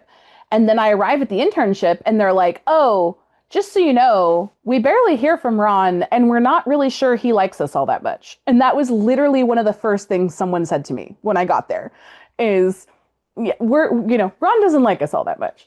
And we were like, oh, okay, that's that. We're not really here for Ron. All right. And so that Mm, changed really quickly. And our encounters with Ron always felt, um, at least for me, they felt very performative. Um, and so he kind of came around to rah rah and kind of shake some hands. But my undergrad year, there was no actual interaction with him. He didn't ever like come and talk to anybody. There was some people that did. He always had all of the people of color who were on campus were invited to Ron's house right after the internship started, and there was a mm, big group dinner of all of the people of color that went to Ron's, which they never really appreciated very much, at least the ones I knew, because it kind of felt like he was asking them to come and speak for all Black people or brown people. Hey, tell us, how can we help you? Because they were a minority on campus for sure. But aside from that, not many interns had experiences with him. He had his own entrance that was away at the offices into the exec office, where he would park next to the door, walk up his private entrance, walk out his private entrance, and leave on his Harley. Um, we didn't really speak to him. When I went on to the ministry team, we all thought, okay, now we're going to be traveling with Ron. We're going to see him Yeah. every weekend. He's going to be preaching and we're going to be together.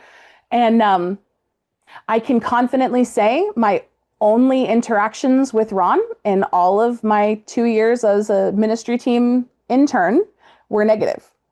Mm. That there was not a single one where, aside from publicly, when we were at church running his, merch tables, he would clap for us and thank you so much and yay ministry team. But there was never a time that he would come to the merch table and ask us how we were doing or how our weekend went or thank us for the 50 hours we just put in for his weekend. All of our interactions were him yelling at us because we didn't have the creamer that he requested, or the microphone blipped during the altar call moment. And I watched him throw microphones in people's interns' faces because he was so angry at them. It was well known that if Ron was coming your way, you wanted to go the other way. And so a lot of us were there. We came because of Ron and we stayed in spite of Ron. Wow. In a lot of ways. And so now as an alumni and as a staff member, I had even significantly worse experiences. Yeah. Saw further behind that curtain that I really wish I wouldn't have seen. But as an alumni now, the only interactions that we have with Ron in our Facebook groups are him trying to start new ministry endeavors and asking us to give to them or to promote them in our churches, or like there's very little. He doesn't. It just, again, it seems that we, even as alumni, are means to an end. And right after the documentary came out, he posted in our alumni group and said, Katie and I are considering putting out a video responding to this just for you, alumni. What questions would you have for me? And there were hundreds of responses on that. And we haven't heard a single peep from him since that happened. And so there's been no response. What type of questions? Oh, lots. People asking him to account for all of the financial stuff that was brought up in the documentary. Some of us knew what was going on when that was happening. A lot of people didn't. People were asking him to give account for things that happened happened to them as interns. People were, there has been, I should say, a few years ago, he did put out a blanket post that said something along the lines of, if I hurt you, message me. And I personally know of at least one person who did message him and basically just got a bunch of excuses back from their thing. So I'm not sure. I'm sure that there were some. Right. I'm sure there were some people that had really great experiences and he apologized and it was wonderful, but. Right. There's a huge difference between that and if you know what I mean. Mm-hmm. Yeah. So like even with the way I felt, I had some pretty big hurts, but I would have never felt comfortable reaching out to him to say that because I can see from the fruit of things, I haven't seen that place of humility and actual repentance for how things went. Right. I've just seen a lot of excuses. Yeah, I appreciate that. Having been in situations myself personally where there's someone that you truly look up to and then you see them in a radically different light, that can be very, very traumatizing. Like even as a Christian, like you know that there are those where it says, I think in the Gospel of John, at the very beginning, where it says, no one comes to the light lest their deeds be exposed. So there's a presupposition in the Christian worldview that you might have someone who has a dark side to them you've never seen, right?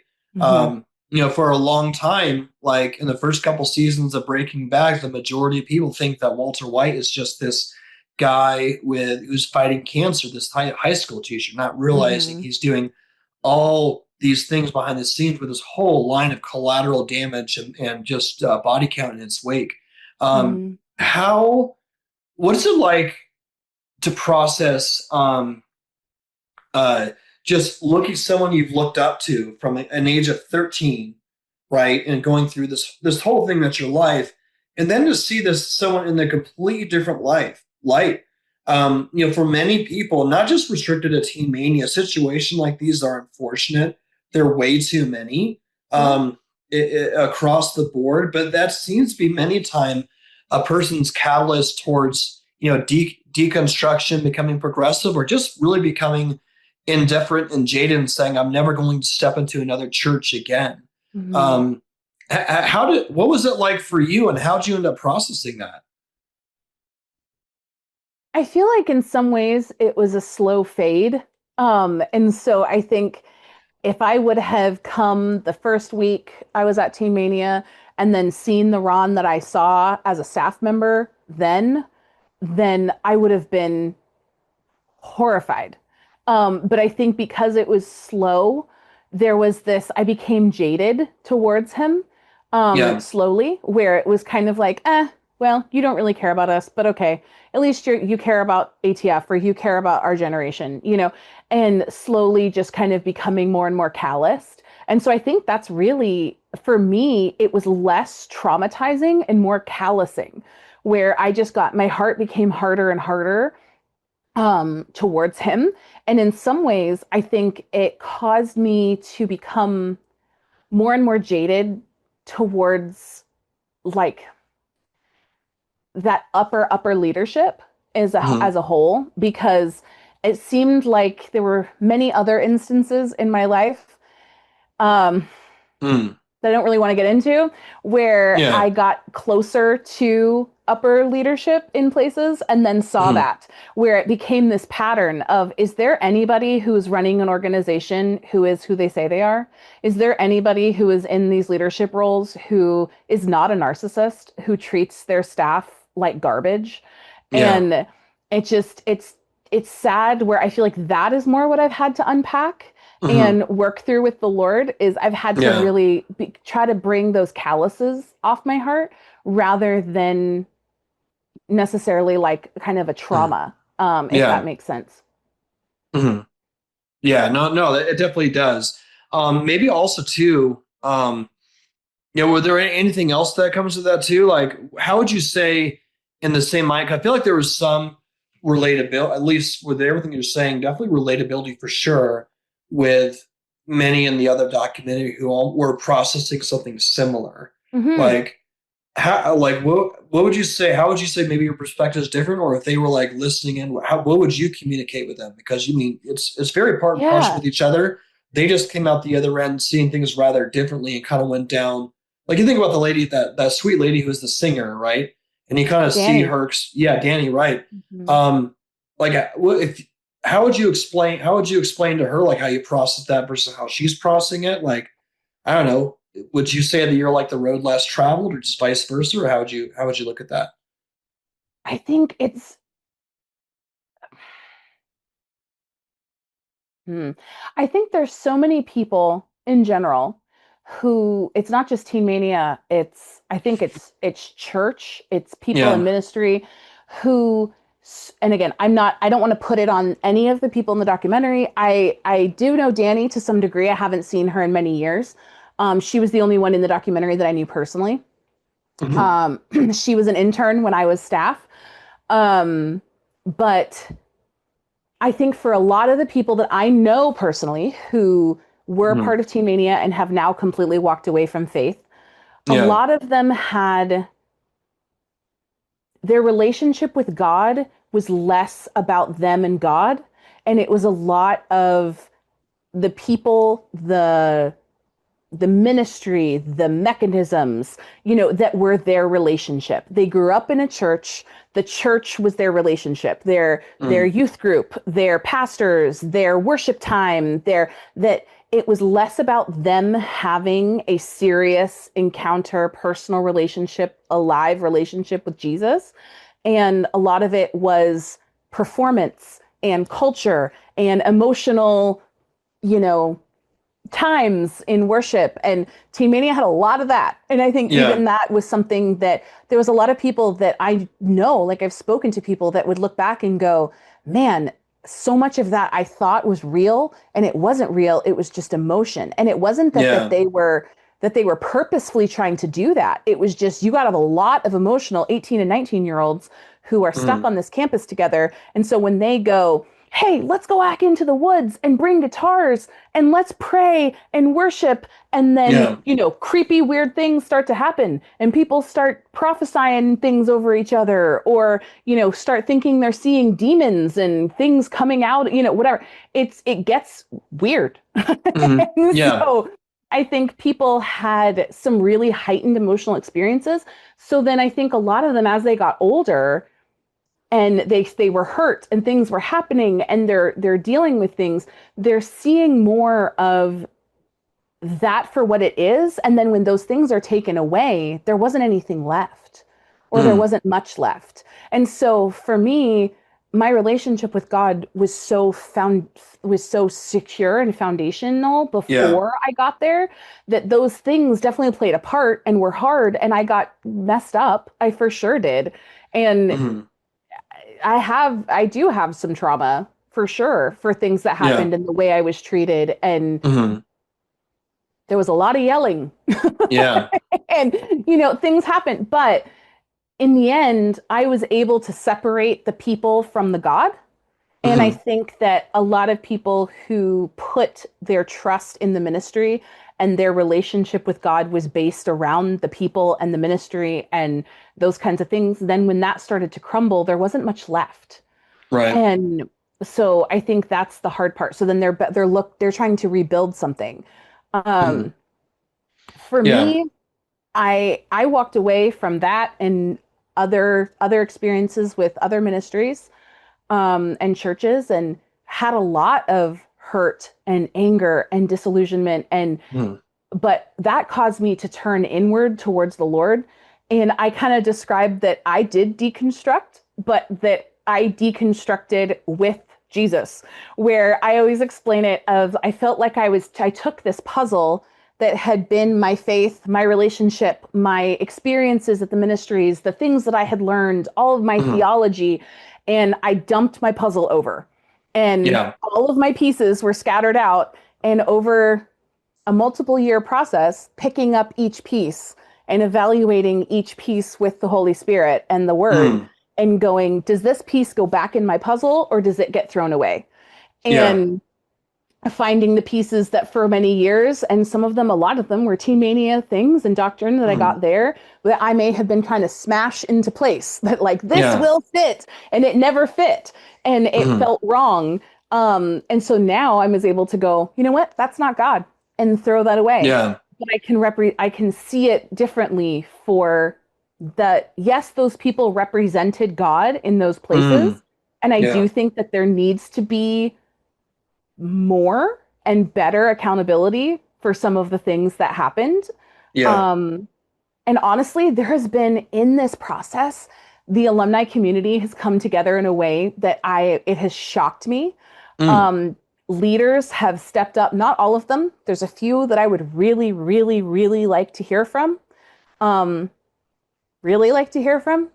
Yeah. But a few have stepped up and have said publicly on the alumni pages, I am so sorry. I know I made mistakes. I know I have hurt you. I am deeply apologetic. This has made me reflect on things. Please reach out to me if I hurt you. I would love to make it right with you. Like, there has been some Mm. amazing things. And I know of some reconciliation that have happened because of the documentary. So there is Yeah. some good that has come out of that. Um, and I think a lot of people made a lot of mistakes because they were 20 and they were Mm. leaders over 19-year-olds. Yeah. No, and that's almost similar to when we were looking into youth with a mission several years ago. Is that when if you have like a YWAM base, for example, and again, maybe infrastructurally they run different than Teen Mania. When you got a 20-year-old and you're put as leader in front of other 20-year-olds, like I remember who I was as a 20-year-old, and I would not follow me as a 20-year-old right now. Yeah. It's like when you think you know everything. So you're embedded to be like very foolish decisions, not realizing like, things I've said to people who have hurt people, and realizing these years later, I'm like, man, that was really, really foolish. Yeah. So I think, it's very encouraging to hear too, because in the documentary, a lot of them were just like, I just want to get some level of ownership, like, and an apology, right? And I think even for you, like, I really love what you're saying too about how you were able to kind of point in reference and say, yes, this was God and this was not.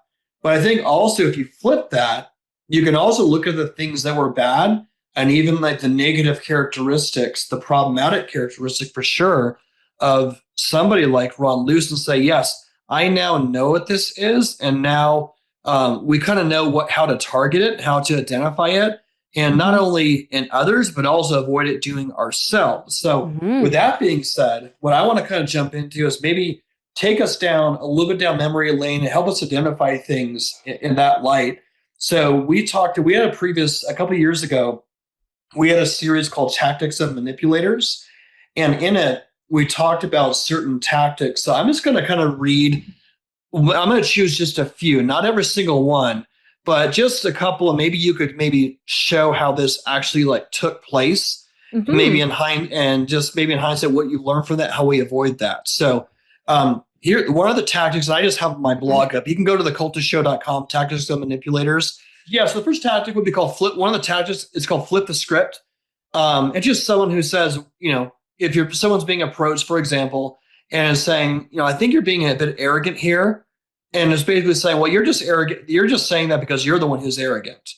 So you turn it, you flip it on them. There's a big point in that.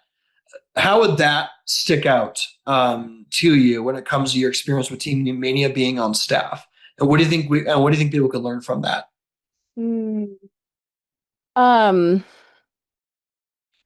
It's interesting because there was one thing that Dave Hawes, the director of the Honor Academy, the years that I was there, he was the director for most of the years till the very end.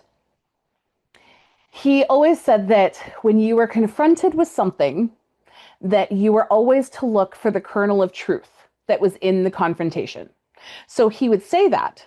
And that was a big part of anytime you're confronted, you should find the kernel of truth, which caused its own issues in and of itself because everybody got real confrontation happy at Teen Mania. So you were getting confronted constantly by people. And so if you were always looking for the truth, a lot of it just had to do, there wasn't truth in a lot of it.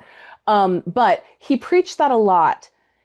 But then in my experience, when there were two separate occasions where me and a couple of other interns, it was when I was a graduate intern, brought some things to Dave and had some very legitimate complaints. We also brought solutions, but we were kind of like, here are some things that we are having trouble with, or things that were, part of it was kind of like I was explaining to you about the ministry team either being seen as rock stars or rebels. Dave definitely thought we were a group of rebels and that we were all the rebellious ministry teamers who were looking to skate the line always.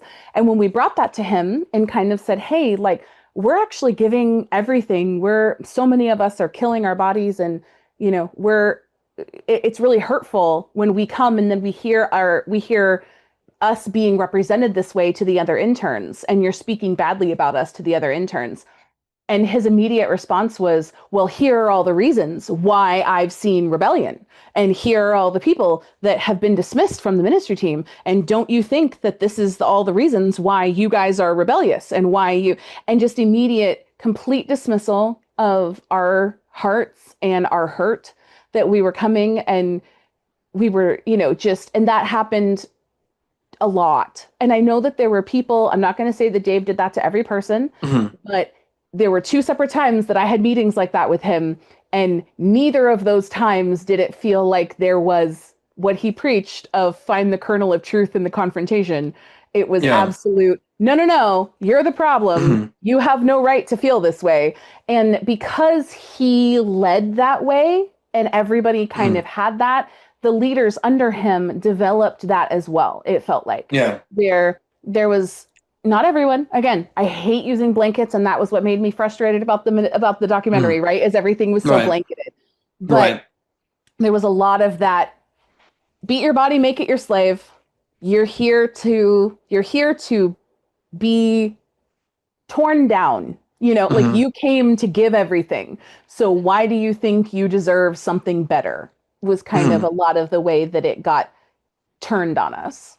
Right. And so seeing that as that has really, those experiences and all of those times that I felt like my legitimate voice, that for me as a really intense people pleaser who grew up with really that view of God got implanted so deeply inside of me of needing to please my authorities and needing to find value in my doing, that Yeah. when I went to Teen Mania and it was like that culture was value in doing and Mhm. obedience at all costs and all these things Yeah. that play right into my issues. And so the few times that I felt like I actually went and stood up for myself and had the courage to go call something out and then I got smashed, Mhm. that has very much turned me into a person who I really want to seek to listen. And I Right. feel like that is, as Christians, the culture a lot of times, even through apologetics and stuff, has taught us to defend. And I think that defense can be necessary, but we Yeah. need to first listen to understand. Yeah. Um, and so I think that manipulation within the church culture, even within church culture, outside of Teen Mania, it's in every church I've Yeah. ever been in. And, Mhm. that it needs to be seek to hear and seek to see things from their perspective before any defense is made. Yeah.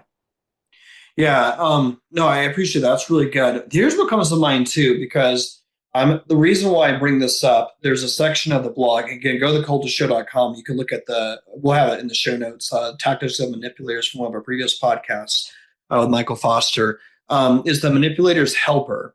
And the reason why I bring this up, it's just because Ron Luce was pretty much the face on everything, but within it, you had a lot of people within his organization who anytime when you have something that gets this big, there's a lot of pressure to continue to scale and to continue to perform. And a lot of times, and this could be in a church, this can be anywhere, where all of a sudden you start to see things that are problematic. Maybe there's some integrity issues, right? Not necessarily even disqualifying things. Mm-hmm. Maybe at the time they're small, but it's Mm-hmm. like, no, I can't bring this to the forefront because this will this will risk the ministry. Like the show must go Must go on, on. right? Mm-hmm. And so with that, when you don't have a proper infrastructure, when you have a proper board of not a board of like yes men, people who will just succumb to their every doing, when you don't have proper accountability, it doesn't allow for checks and balances. It allows for enablers. Mm-hmm. So maybe here, so I'm just going to read this, and you kind of tell me what sticks out to you, and maybe what we can learn from it in regards to your experience at Teen Mania and Acquire the Fire and Honor Academy. So in this section, the manipulator's helper, I'll just read it. Says manipulation never sits right. It is unsettling, even for a naive person. Consequently, manipulators won't get far without a band of enablers. The enablers are those who come to settle those who are unsettled by the manipulations of the manipulators. They're always dispelling concerns. They are always explaining how the manipulator was under a lot of pressure, using a hyperbole, or really didn't mean what they thought they heard him say. In a nutshell, they are the manipulator's advocate. So that being said, what sticks out to you? What can we learn from this as far as your experience with Teen Mania? Hmm.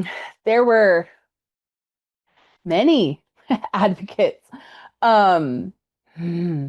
It Ron specifically had many people to insulate him from interns, from anybody, the public, but even staff, where unless you were in executive, in a meeting, with the highest of highs, you were not going to be with Ron. You were going to deal with his executive assistant, or one of his kind of more underling people, mostly his executive assistant, who I dealt with a lot as a staff member.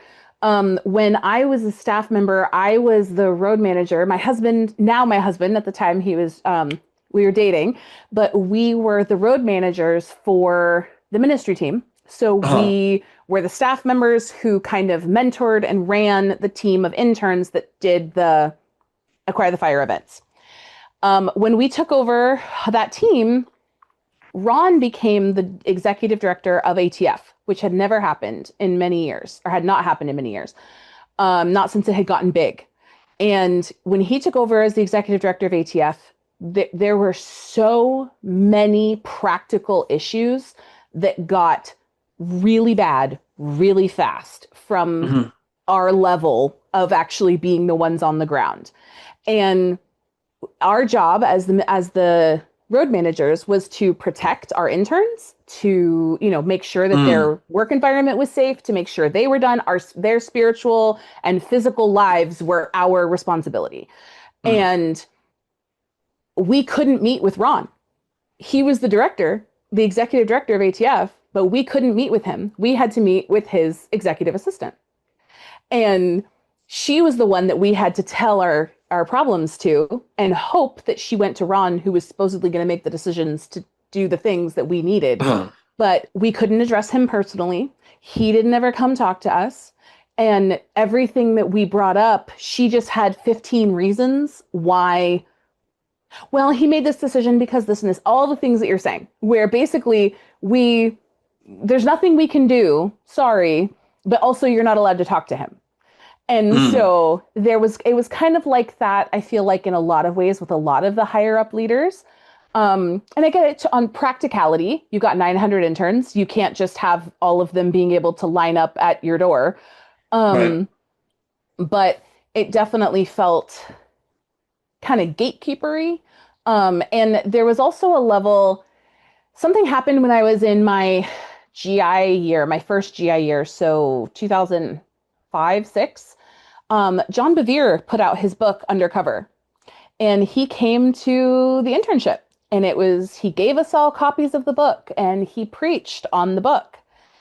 But to this day, I will still say it was the most manipulative experience that I have ever had sitting in that session, because things had started to get a little messy in some ways, and Yeah. people were a little unhappy, and people were starting to voice being unhappy because that was the biggest internship there had ever been. And I don't think they were really equipped at that point for it to be quite that big that fast.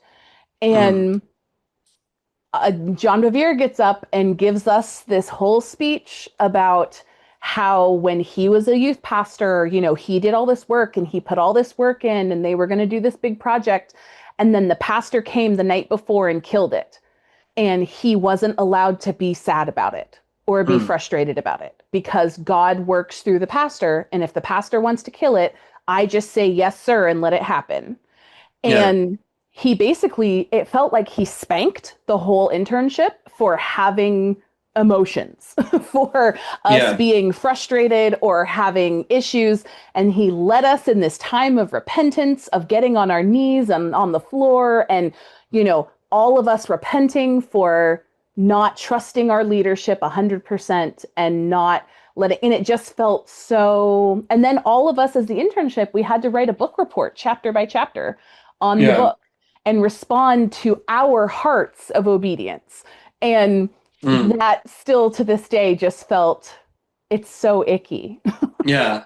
Well, there's a difference between, again, like just there's a difference between addressing something that's truly sinful or a sinful attitude versus like taking reactions that are just part of the human experience Yeah. and then calling that sinful, Yeah. And it's like, and even too, like being a new dad, like I've got a 2-year-old, and realizing that there's times where he's being willfully disobedient, but there's a lot of times where he's learning how to express his emotions. And it's like, Yes. he's having a human experience, and that moment, like, you have to treat those differently. But having that where it's like it's so rigid, so systematized, like, and it makes me sad because as you're talking about this, like, this is not normal, like this isn't God to begin with, right? It's almost like someone trying to play God. And so someone who's experienced something like this and kind of used this as a point of reference for Christianity and then has walked away or deconstructed, as seen as many of those participants in the documentary. That's what grieves me or makes me sad. And that's where, Mm-hmm. to all these years later, the bad theology hurts people's slogan. Mm-hmm. That's where, unfortunately, when you have a bunch of checks and balances where there's not accountability, and you can just sort of having that power, things can go awry, and there can be a lot of collateral damage. And thankfully, with you've been able to pick up the pieces, but for so many, this is something where you don't come back from for many people. Yeah. And there's even things that, like, it's sad because I can't read undercover or do any of that without having all of that, you know, um, overshadow it, to the Mhm. point where then if I go to a church or I'm speaking to a leader and they're like, "Oh, we have this undercover class," I'm immediately like, I'm jaded. Like, I Mhm. don't want to, I don't even, Yeah. I don't know if I'm going to trust you or your Yeah. church because of this book, where that might not be accurate at all, to the Mhm. way it is, but the way that it was used for us was difficult. Yeah. No, definitely. And we could do a whole podcast on this. There's so much we can unpack here. Um, I'll just do one more and just give me your quick summary of this. I think this would especially be there, especially amongst, you think about like 20-year-olds and the rivalries that come out. And you think of like college sports, for example, but now you're dealing with the people of the same age that are in these, youth groups and movements. And I mean, the universities and being part of the fire organizations. So one of the other tactics is called cultivating a spirit of rivalry. And I'll just read this. I guess from our blog at thecultushow.com. It says one tactic of a manipulator is to constantly feed a spirit of rivalry among others. It's a way to get people to internally desire the manipulator's approval. One way I've seen this done is that the manipulator facilitates a discussion where men compare themselves to one another. So sometimes it is with an individual, sometimes with a group. The main thing that they get you to compare yourself to others, and then they act as a judge over the accuracy of your comparison. So that's just one example of spirit of rivalry. How would that stick out within the culture that you saw Teen Mania? I would say less so as a whole. There was definitely more of a unity focus, Okay. that I have to say was actually really special. And the people, like, universally, I would say the vast majority would say that the best friendships of their lives were created Mm. there, and still to this day are the best friends of their lives. And Okay. so I would definitely, but there are caveats to that where, you know, there were secret societies that were run by leaders. And so when the beginning, you didn't know they existed, but then later on down the line, you'd notice that, wait a minute, this whole group of guys all wear the exact same necklace. And then maybe they slip and they start talking about how they got tapped in the middle of the night to come out to go to this special thing. And now they're in this secret society.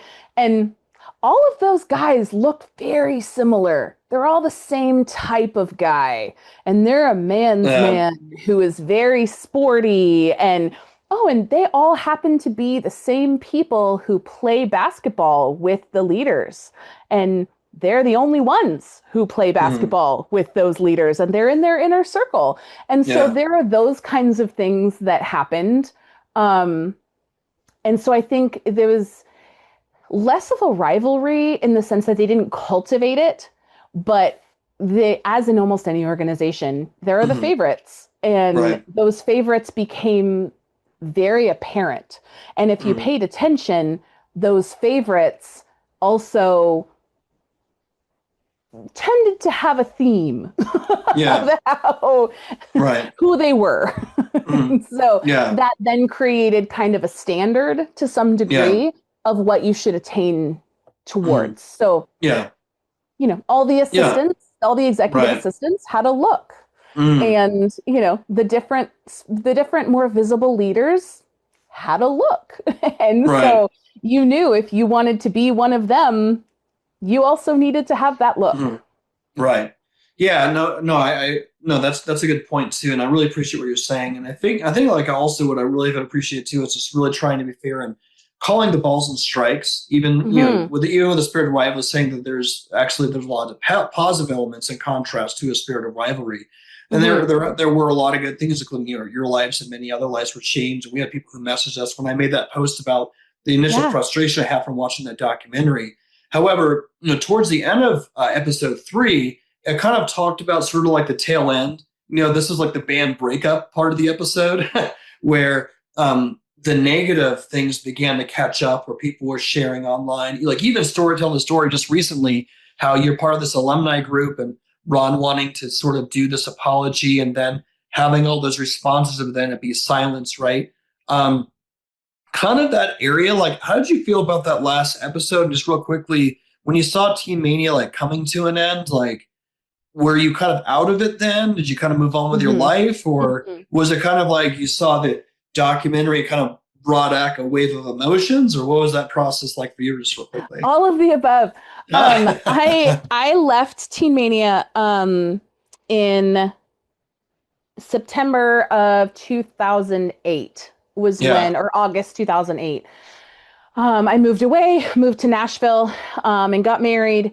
And essentially, aside from, we say this host homes a lot in Nashville. So we took interns in whenever Acquire the Fire came to Nashville when we lived there. And so stayed connected. My best friend was on staff for a few years still after that. And so stayed connected a little bit with that. right, But once I moved up to Canada to be moved back with my family. And I kind of lost touch at that point where I would say around 2010, 12 was yeah, kind of when I stopped having any interaction with Teen Mania. But I mean, by 2014 is when it ended. So those 2 years, the alumni Facebook group was definitely very active yeah, and kind of knew what was happening as it was happening, and everybody was kind of talking about it.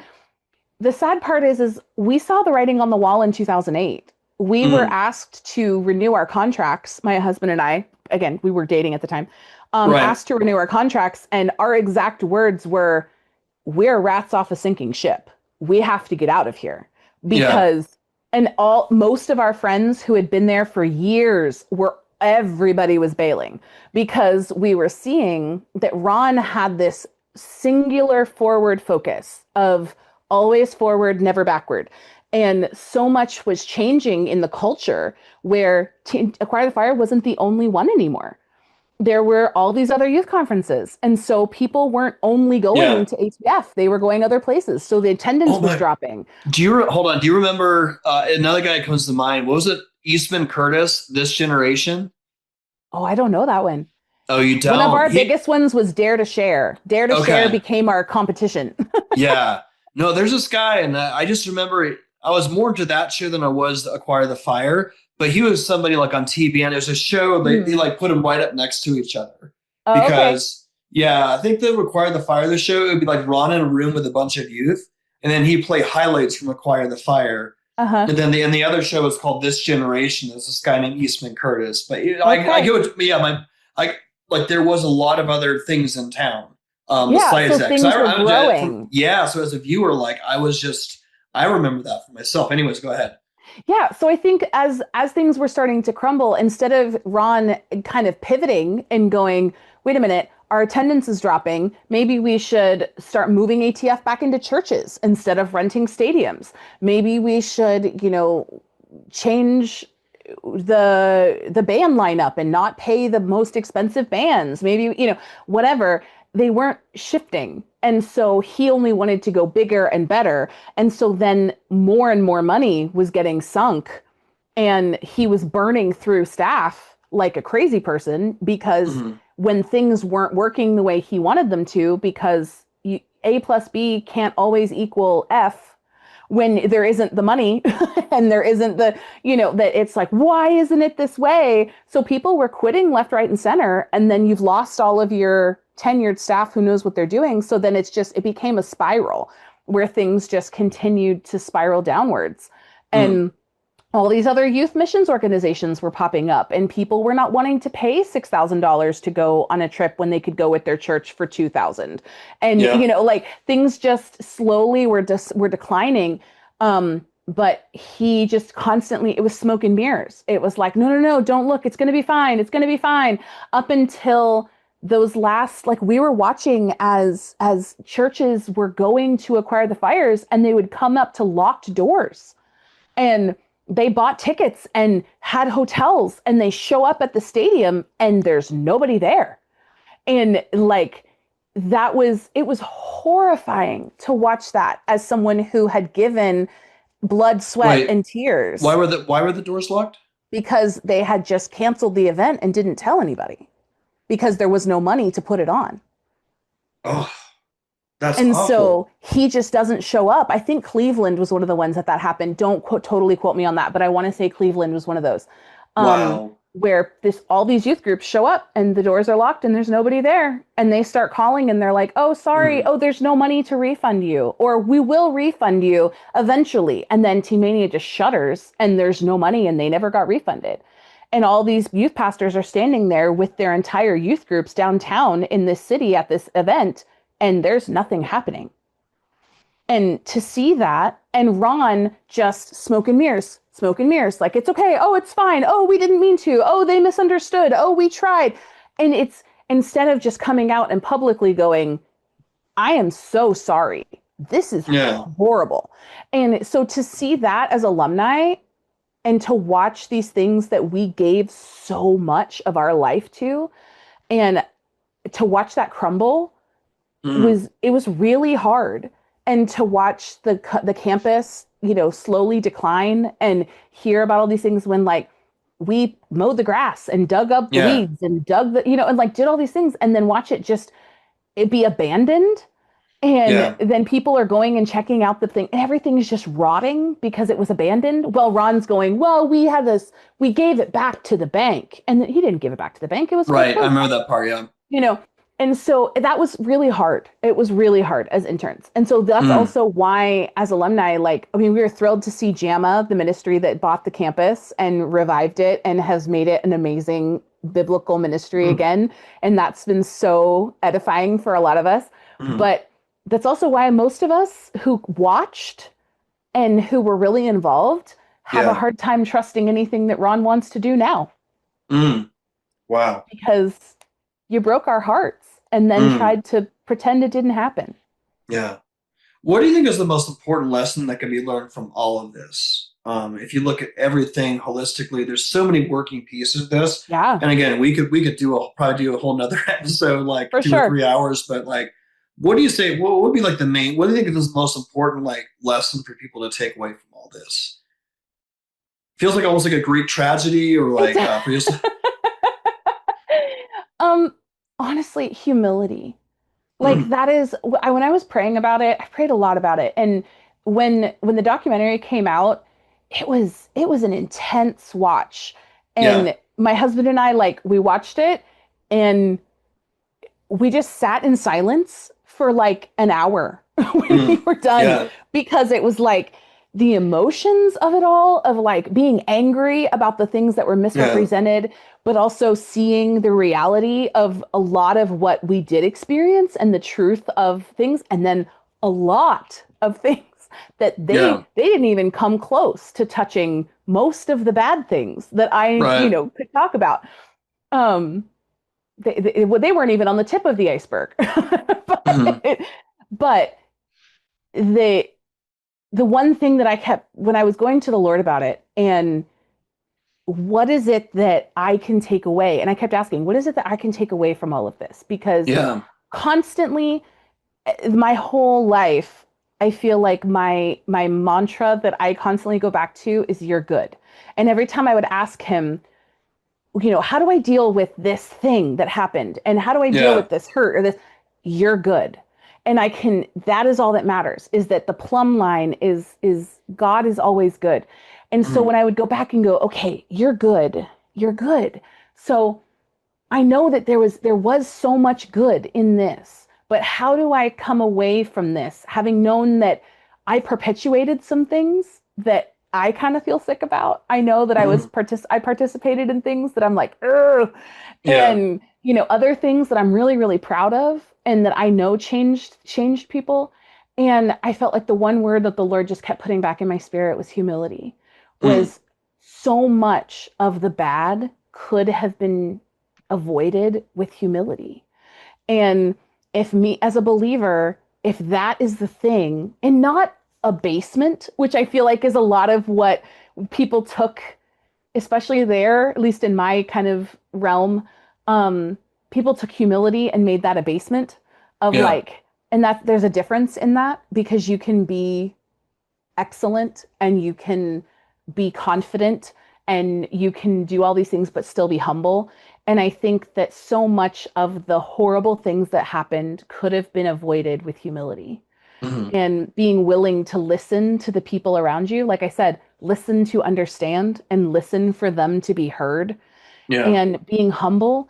But the pride of success and the pride of building a kingdom, and not always God's kingdom, but building the kingdom of man, is what blinds you to Mm. the things that are happening around you. And Yeah. so like that's the one thing that I keep going back to is, Lord, like Mm. just keep me humble and let me Yeah. live in that place of humility, and that is how I'm going to be able to love the people around me well. Yeah. No, no, no, that's really good. I think, Ron, it sounds to me like, somebody like Ron, had in a lot of ways very good intentions. Like it was coming from a good place. It sounds to me like when you heard the gospel articulated for the first time by Yeah. him, it was done in a way that touched your soul and in a Yeah. sense, like change your trajectory for all eternity. Hmm. I don't think at that point in time he had a grand plan to like 20 years from now. I'm going to plan for and acquire the fire where someone your age is going to show up to something with locked doors and you're going to Right. have to No. process that. So, like, on one end, No.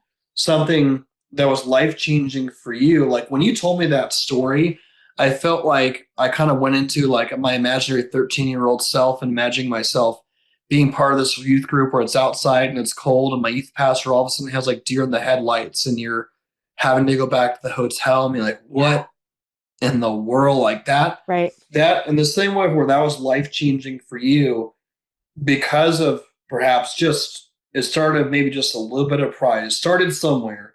Yeah. It went from something with rather than having that kid hear those kids hear the gospel for the first time, shut down doors and being completely jaded or burnt out, where maybe their trajectory is to completely change for the get go, Yeah. and that again that was just one of the hardest things as we wrap up here. Just seeing that sweet lady who was the singer. Like for whatever reason, I just felt a lot of relatability of her out of all the people. And even at the very end, where she sort of has said, this is sort of like I have my own Jesus, and again, I don't want to be because I know she's been through a lot, but immediately just my heart broke and sank because I'm like, well, what would kind of like, outside of the grace of God, what would you expect outside of like, a system that had the doors shut down when they promised you the world and you end up towards like locked doors. So, Mm-hmm. yeah, like, and just one last thing too, as we wrap up here, this has been so good. I appreciate you making the time.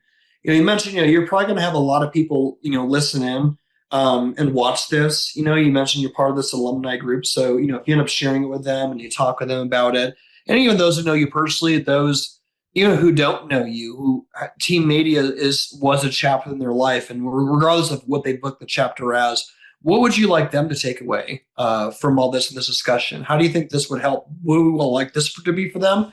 Maybe in contrast to the show that came out. I think the thing that I saw the most in all of the alumni discussions, and even in the I mean, it was a firestorm of texting and calling after this came out with so many of my friends. I'm still so close to, Yeah. a lot of my best friends are still the ones from this ministry. Um, and the one thing that everybody kept saying was, I'm so sick that this is where it's going to be publicly left. Yeah. And the idea that they made us out to be like, even at that last episode where he said something like, and they're still out there, making Yeah. us sound like we're terrorists in cells waiting to be Right. activated, and like, no, we're just people who gave everything that we had. A Right. lot of us Yeah. gave our health, gave everything that we had because we desperately wanted to see a Yeah. generation come to know Jesus. We were not Right. trying to be martyrs. We were not trying to, tear down the government. We were not trying to do anything but bring Jesus to our Yeah. peers, Yeah. and so I think that's the thing that, when you asked about us talking and doing this, that just really resonated in my heart was, I think we need to be able to we can hold both of, there needs to be accountability for the bad that was done, and Yeah. the financial mismanagement, which we didn't even really, touch on, but there's so much that went bad that I think does Yeah. need to be held accountable for. But I wanted to be able to speak to the good, and Mhm. to, like, there was so much good, and so many of us gave everything with the purest of intentions. And that there were so many people changed, and Mhm. so many people that heard the gospel, and teenagers whose lives Yeah. were Right. changed by this. And they Mhm. wouldn't have been changed if we were not doing it. Mhm. And so, like, I gave everything that I had living on those buses, and I held countless girls in my arms while they sobbed and gave their hearts to the Lord. And, Mhm. like, I will never forget that. And I so look Mhm. forward to the day that I get to meet them in heaven and know the way that their Yeah. lives were changed for the gospel. Mhm. And so I think being able to represent that to our alumni community of, like, we did a lot of good. We did a lot of good. Mhm. And I'm sad that there are so many of us that now feel like, I don't want Teen Mania on my Facebook profile page as a former employer. I'm Yeah. scared, you know what I mean? Of, like, Right. because there's no qualifiers out there anymore. Now, when you Yeah. Google Teen Mania, that's what you're going to see. Yeah. And that's really sad Mhm. for what it was for Mhm. so many people, Mhm. that's now No. where it ends. No, I gotcha. I gotcha. Well, I know I get what you're saying, and again, I think hopefully with this episode, it would just be a good contrast, for the people can kind of point to reference and say that, hey, like I said, they're probably in any this is applicability. There needs to be accountability. There needs to Mm-hmm. be checks and balances. There can't be yes men. Um, so you can have deterrence of these sorts of situations, but also to know that, hey, this was true good that came out of it. Yeah. So yeah, we could go a whole lot more, but I think this is a good way to sort of wrap it up for now. So yeah, what we're going to do is, if you guys really enjoyed this episode, comment. If you're a former uh, Teen Mania attendee, staff person, you name it. I would love to hear your perspective and hear your story, especially in the comment section. I'm really looking forward to the feedback. So all that being said, appreciate taking the time here today. And all that being said, we will talk to you all guys next time on Cultish. We'll talk to you all soon.